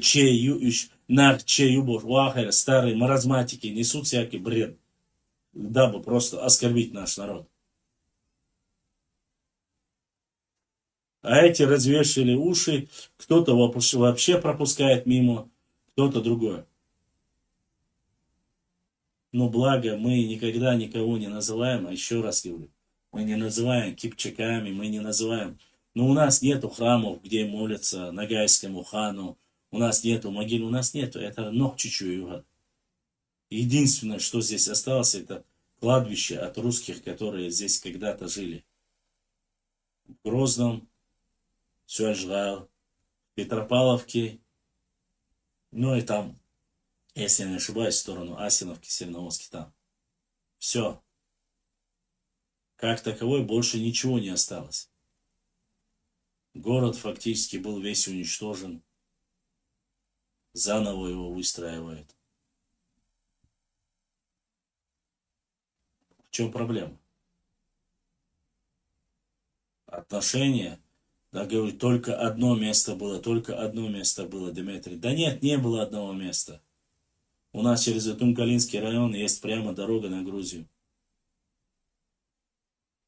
И многие просто боятся, переживают, что эту дорогу могут открыть. И без всякого туннеля прекрасная, великолепная дорога через самое сердце Чечни проходит в Грузию, в Шатили. Причем разработки дорогу расширяют, делают до самой Грузии. Чеченцы свою сторону уже сделали. Все осталось делать за грузинами. Самолеты в Тбилиси прямой рейс открыли. Всегда рады общению, взаимоотношениям с грузинскими учеными. Еще раз повторю, я не слышал ни одного оскорбления, унижения, что-либо плохого от грузинских, ни от одного грузинского ученого. Ни одного оскорбительного слова. Вы должны прекрасно понимать, они не могут работу делать нынешние ученые. Вы просите, нарнийцы просят, чтобы убрали фундамент, убрали грузинскую основу, всех основ грузинской истории, Тбилисского, Тель-Авивского университета, исторических факультетов, убрали и построили новую историю, такую, как хотят они. Но так не получается. Весь мир их просто-напросто засмеет. Зато представитель братского соседнего региона, доктор, как он написал, магистр исторических наук Ингушского университета, написал статью, сказал, что на самом деле грузинские ученые, который написал еще в XIV веке о храме Нахчи, он написал не о чеченцах. Представьте себе, он провел научную работу, исследовательскую. Он написал, говорит, о дагестанском народе, Нучба, что ли, Нухчба, который называется, а не о Нахчи. Нахчи не существовало, он на самом деле написал о грузинском, о дагестанском народе.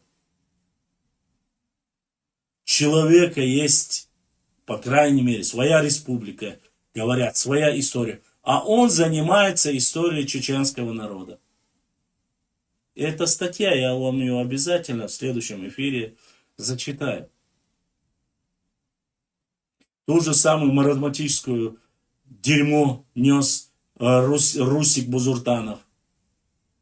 Шейх Бузуртанов, как многие его там называют. Генерал стратегического назначения. Он тоже же нес эту ерунду, говорит, на самом деле, говорит, Джавахашвили ошибся. Там не Нахчи написано, не Нахчиматяне, не Нахчи и все остальное. И вот они уже передают подрастающему поколению вот эту ересь. То есть грузинские ученые и остальные, как сам Руслан говорит, еще остальные, 200 остальных ученых, которые подхватили эту идею, все они ошиблись. А Руслан и магистр исторических наук Ингушетии оказывается правы, что Нахчи на самом деле не существовали. Конечно же, наш научный истеблишмент молчит. А то они говорили, что это несерьезно, что это уровень блогеров, простых людей. Ну вот вам непростой человек, целый магистр исторического факультета Ингушетии написал статью, якобы не о Нахчи храме писал там, Ефиме там, и так далее, и тому подобное, грузинский. Оригинала, говорит, я до сих пор не видел. Оказывается, оригинал этой книги, который нашел Джавахашвили, должны были привести, то есть за 8, 100, 200 лет ранее, должны были привести и показать ингушскому магистру, что на самом деле вот оригинал и здесь написано Нахчи. А основа всему этому является, валикум салам, он основа, говорит, основа заключается в том, что перевод Джавахашвили сделал не там несколько письменностей, одна письменность государственная, а другая, говорит, это воинствующая, религиозная. Вот перевести, если с одного языка, это обозначает Нахчта, а если перевести с другого, это Нухчба получается. Вот поэтому это на самом деле какой-то сюли народ, вот про него он написал. Вот так вот. Сидят, работают. Сюли не отстают нисколько. Провокации за провокацией. Сейчас очередные провокации. И все, господа мои хорошие. И получается, что эфире цавол, хаула, муэйнир, уэйнир дэду. Уэйнир. Я еле-еле, как говорится, благодаря одному человеку смог немножко поправить положение. Эфиры, как говорится, как раньше, всем слушать хочется, хочется рассказать, хочется писать. Но есть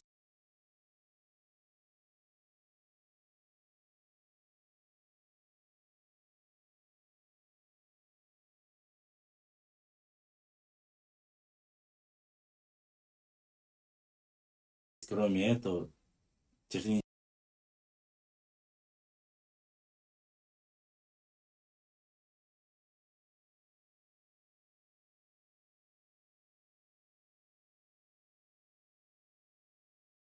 база.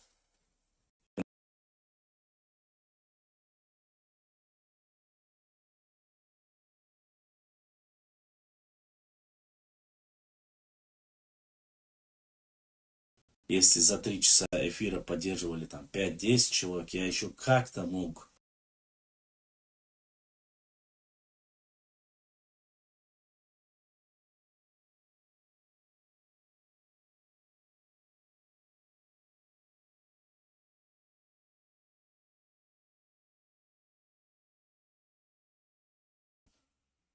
Что задонатил один человек. Айса. Гудромяцкий. Все. Ну, такое время, я не знаю. Такие люди, такие взгляды. Рекламы нету, просто-напросто не могу, не тяну.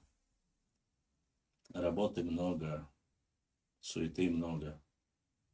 Нужно поддерживать друг друга. А людей таких нет. Все хотят, чтобы воевали. Там я заскакивал, делал телеграм, но Ибраима не было, и мы не сохранили. Мы много чего проводили.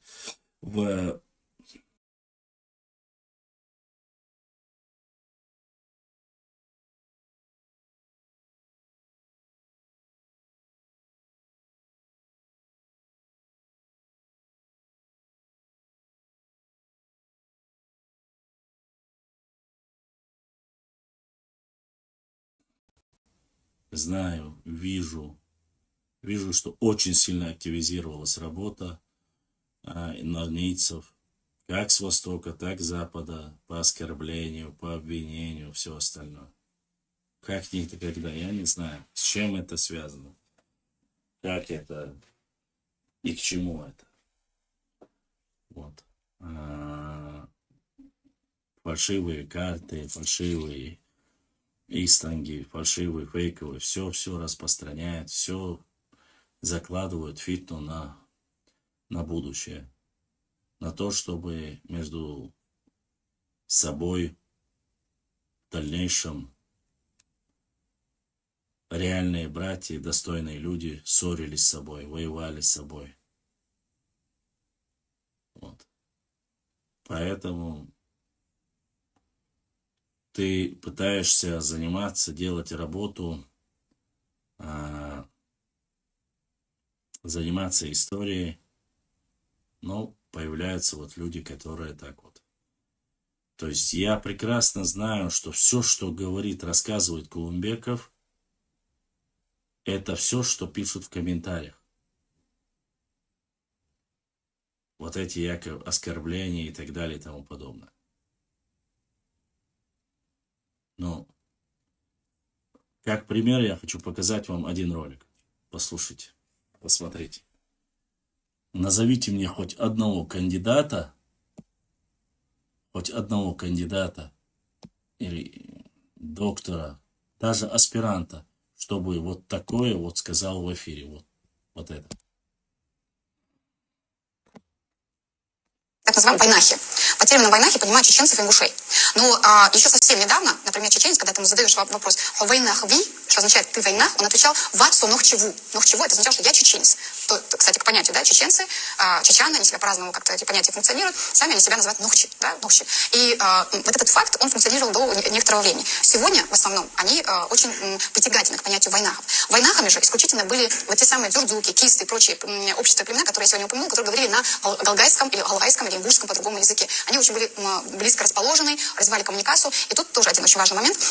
Когда приезжали просто исследователи, это одно. Когда исследовательская политика на Кавказе сопровождалась именно какими-то общеполитическими настроениями, это было другое. И вот эти вот последующие экспедиции на Кавказ приводили к тому, что культуры, которые чуть более-менее похожи между собой, их старались сливать в один котел. Так легче. Зачем вот тут одни, а тут другие? Это управлять же сложнее. Вот общий котел, и этого достаточно. Ну, давайте им придадим какое-нибудь название. И вот приходят к ингушским, там, галгаевским народностям, да, там, этим обществам. И, ну, вот между диалогом общаются, и они говорят, вот это войнах. Из войнахвы. Войнахвы — это значит, это человек наш языковой, он нам близок. И все. И это понятие война. Как вам такое? Вы просто задумайтесь. Они, говорят, себя по-разному называют. Ни один чеченец никогда не говорит чечан. Ни один чеченец никогда не говорит, что они чечане. И не говорил. Слово в слово этот человек говорит. Рассказывает о каком-то галгаевском языке и говорит дзудзуки, кисты. Ну вот вы слышите, да? Бред, грубо говоря. И я даже не знаю, как это даже назвать. Они сегодня притягивают к себе. Кто притягивает? Кто? Назовите хоть одно место у вас, которое называется Войнах Телеком, Войнах Авиа, Войнах ТВ. Хоть что-нибудь покажите. Все это в Чечне. И мы не притягиваем это.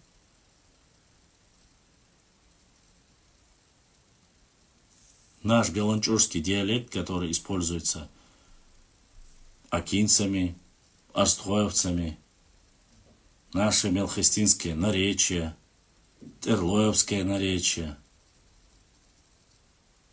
О каком языке, древнем языке, говорит,